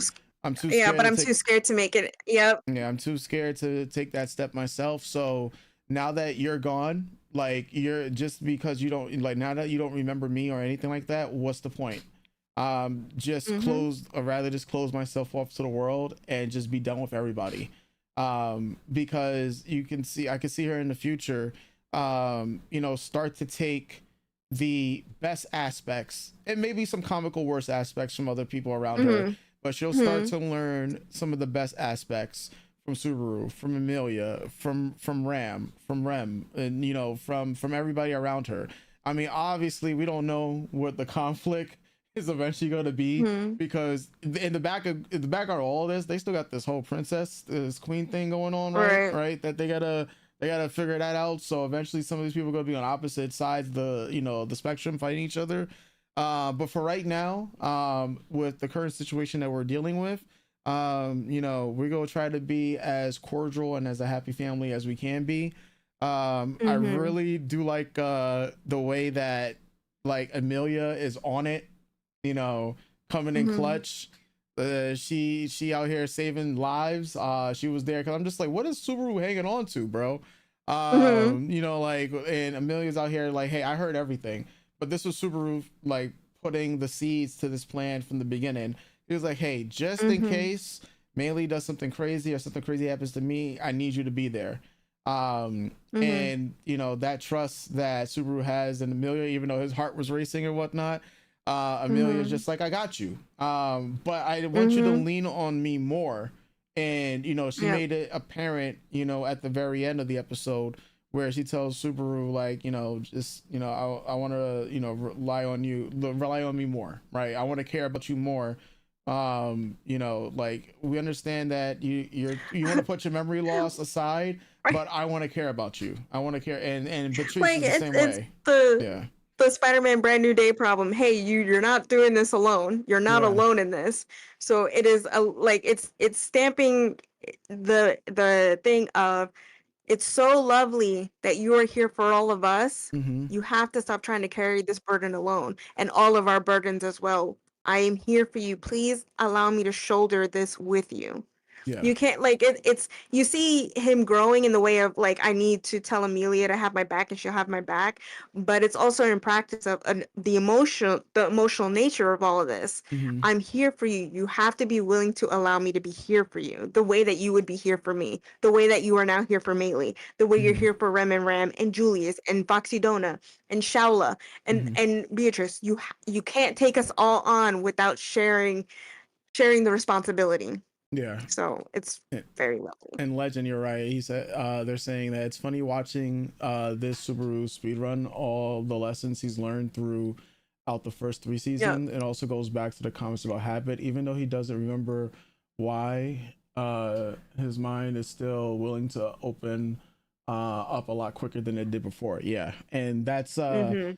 the I guess you could say the beauty of re-traumatizing, being re-traumatized, and watching that Subaru have to go through everything and understand why is he so loved, like what has he done to deserve this love, and just attaching all those lessons, like the way that he tells Shala to like, hey, you gotta take care of Melee, and then Shala is like this hug here, that was a lot. That was a lot. It was everything. Like Amelia and Melee, like understanding at the end of the day she is still a kid, and the amount of stuff that she has to gone through, and what she still has to go through, in the future, it's tough, right?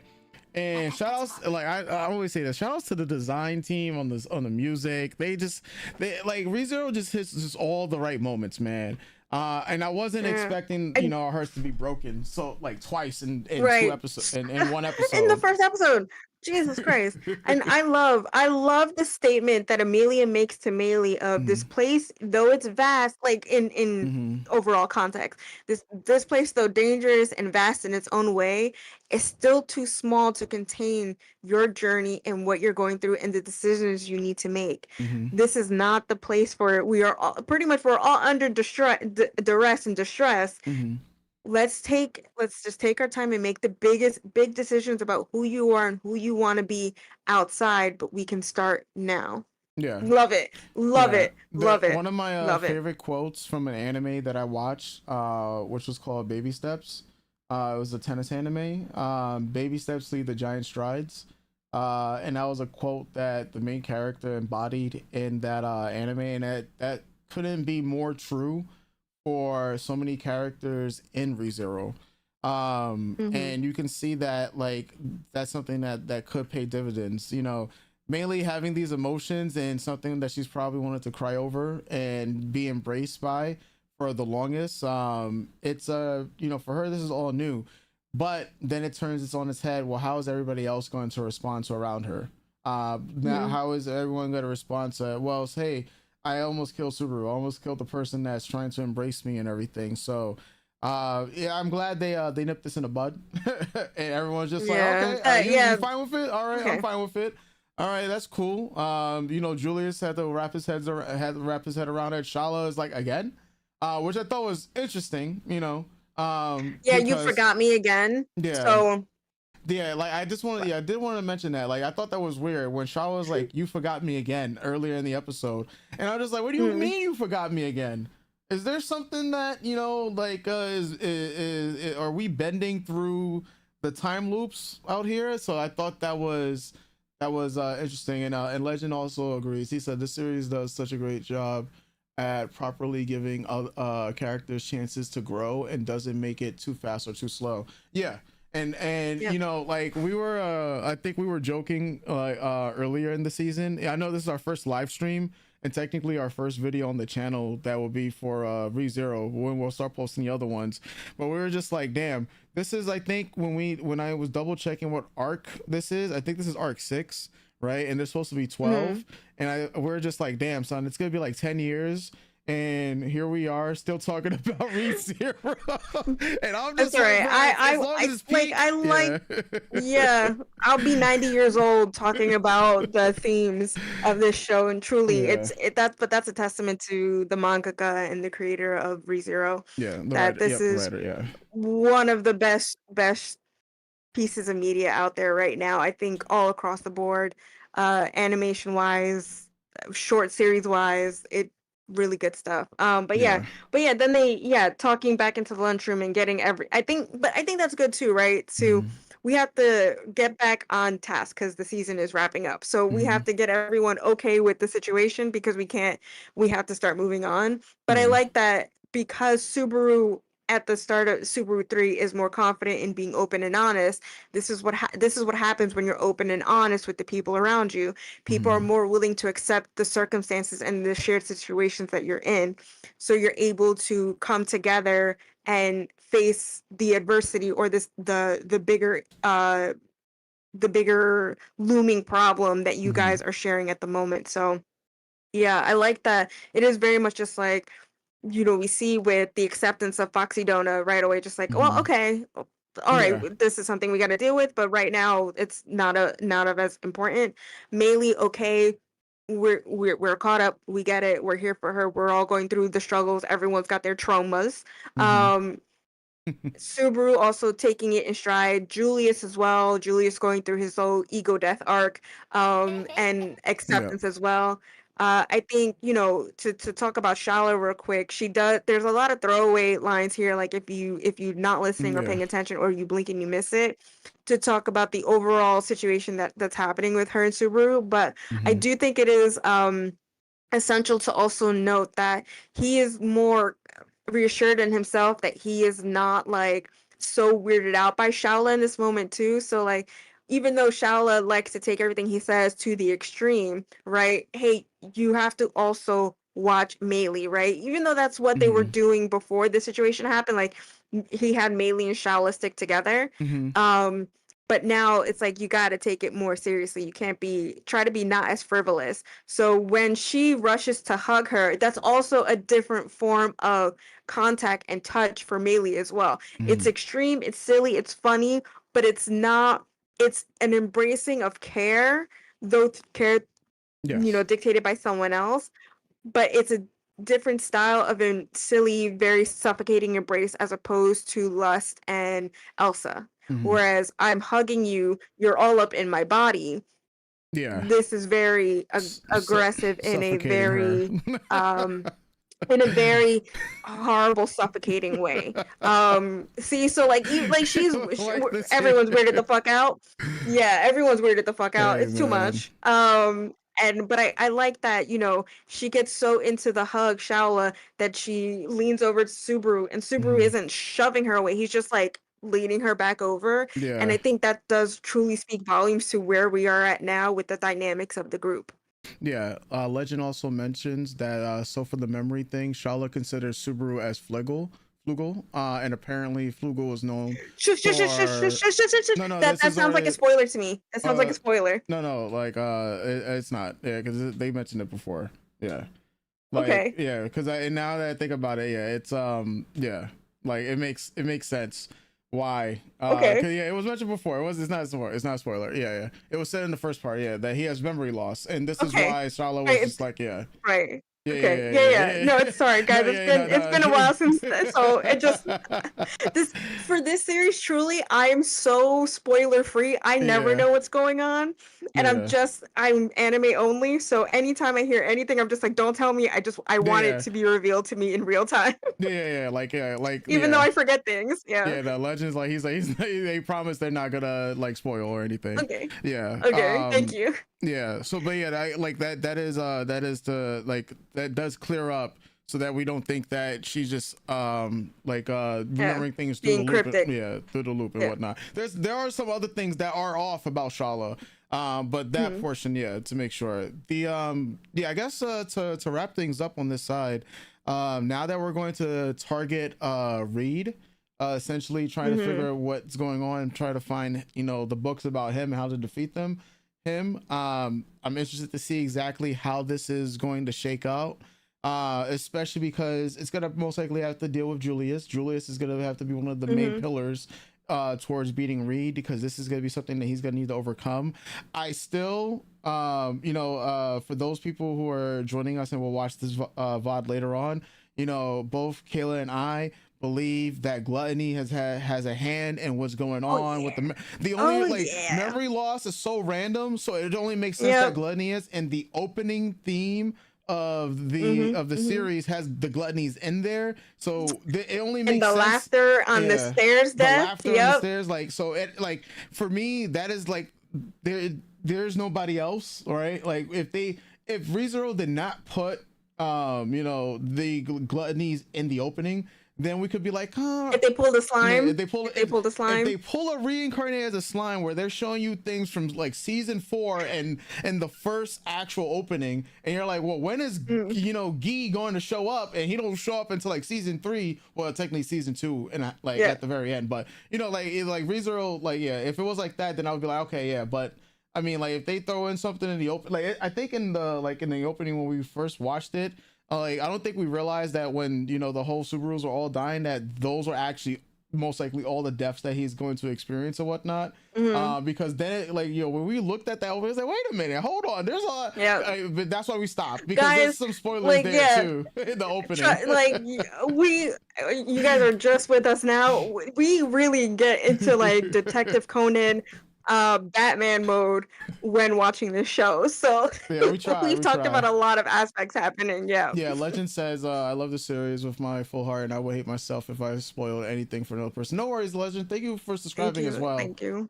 Thank you. But yeah, like Yeah, the please, last part like, about Reed, I yeah. mean, yeah, yeah, yeah, Yeah. yeah. I do like that they come to the conclusion that, like, yeah, this is a dead man. That means the dead man's book has got to be in the library, right? Mm-hmm. So Yeah. And that's how we find out his weakness. yeah, I don't know how weak this man is going to be. But I'm excited for next week. In order to find out. So I mean, hey guys, I don't know if you have anything else to add for this one, or No, I'm just yeah. excited that it's back. Really, Yeah. this has been a test of strength the Mm. last month and a half With for the other series that watching we're House of the watching. Dragon and X-Men 97. The only saving grace right now being Young Ladies Don't Play Fighting Games and My Yes. Adventures of Superman. So I'm just so happy. Because also Yeah. when we watched the mid-season finale, we didn't even know it was the mid-season Yo, finale bro. until the week after. And we were just like, wait, what? There's no new episode? Yeah, it And was then you so Googled and was crazy. just like, oh, yeah, that was just That like was so we didn't even crazy. know. So we've been living without for a while, and yeah, Yeah. I think that this is definitely one of those series that even for how viscerally Hmm. impactful with the gore and the violence, like it's just so gut punching and Hmm. so like you feel it. Yeah. Um, the emotional gravitas, storytelling, character, and world building that happens in this series, I truly I feel like this needs to be recommended to everyone. And I know I've seen people be like, well, if it didn't have so many characters, I'd watch it. If ReZero didn't, I'm just like, "Oh, you guys are just not like, look, I even said for the season previously, Hmm. I like, you know, we need to stop killing Krusht because I think she's a little. I think my theory is that she's too OP, so we gotta sideline her. Otherwise, she's just beating asses for everyone. So you know, like that's the only thing. Like I do think like with this show, it really is every 5 episodes you meet someone new, and I'm just like is a little overwhelming. Mhm. But the fact that they take the time to only center around a group and then jump back into the Mhm. previous group later on. So yeah, Yeah. this and the animation's great. The opening and ending themes fucking slap. Like, Yeah. The tell your soundtrack. friends, tell your Yeah. mom, tell Yeah. your dad, tell your grandma, tell grandma to watch it, Yeah. tell Peepaw to watch it. Yep. Get the Yep. whole family in on it. Truly. Yes, sir. Yes, sir. Folks, we will. So this is the first stream that we've been doing this, where we like do our reactions to a series off camera and then talk about it on camera, like the same day it drops. This was our first run with it, but I think we'll be continuing this moving forward. The clips and the reaction portions, of course, go up to Patreon, which I'll be working on, and I'm going to be working on bringing over the Yap sessions and commentary stuff over the next week ahead of the next episode for ReZero. So next Wednesday, I think ReZero for sure I know is on our slate. Not sure about the other animes that we'll be watching, but you know we'll probably announce it. We'll get as we work this out. We'll get better with this, and you know we'll continue this moving forward. But yeah, every week for ReZero, I mean we got what is it about 7 episodes I think left because it's 19 or something like that. Yep. So yeah, we got 7 episodes, so 7 more weeks of ReZero, 7 more weeks of Peak, and yeah, I guess with that said, we'll be catching you guys for more soon. Yeah. Folks, with that said, we wish you guys all a good night. Oh, I didn't realize this was a 50-minute Yap session. Hey man, this is we really get into this is our style. Like, yeah. For ReZero? Just for ReZero by itself? Yeah, ReZero was 50 minutes. Because I was like, X-Men 97 felt a lot longer. Yeah, X-Men 97, well, we spent about an hour and 30 minutes talking about that. But ReZero, we spent like I didn't even realize the hour went by like already. And yeah, same. That's just us when it comes to like, you know, animes and everything. But thank you for coming through once again, Legend. Thank you guys. Yes, and for everybody else out there, we'll be catching you guys on Monday for the next live stream, but we'll be posting videos throughout the week. And or not this Monday coming up. Monday coming, but the Monday coming up. I think the next stream. Sorry, chat. Doctor's appointment. Yeah, doctor's appointment. Probably Tuesday. Next Tuesday. Yeah. So, but there will be content going up throughout the week. So you guys can look forward to that. And I guess with that said, we'll be catching you guys next Tuesday, right? Yeah. Tuesday. Sure, yeah. We'll say Tuesday. We'll say Tuesday. Who knows? If the world ends, definitely we'll see what happens. Definitely Wednesday for ReZero. Yeah. But yeah, the live streams is new. So we're still working out the kinks. But for everybody, we'll be catching you next. What's good, Sir Freak Show? And it's been a minute. Everybody. With that said, we bid you guys a good night. So you guys already know. Catch you guys next time. Doses.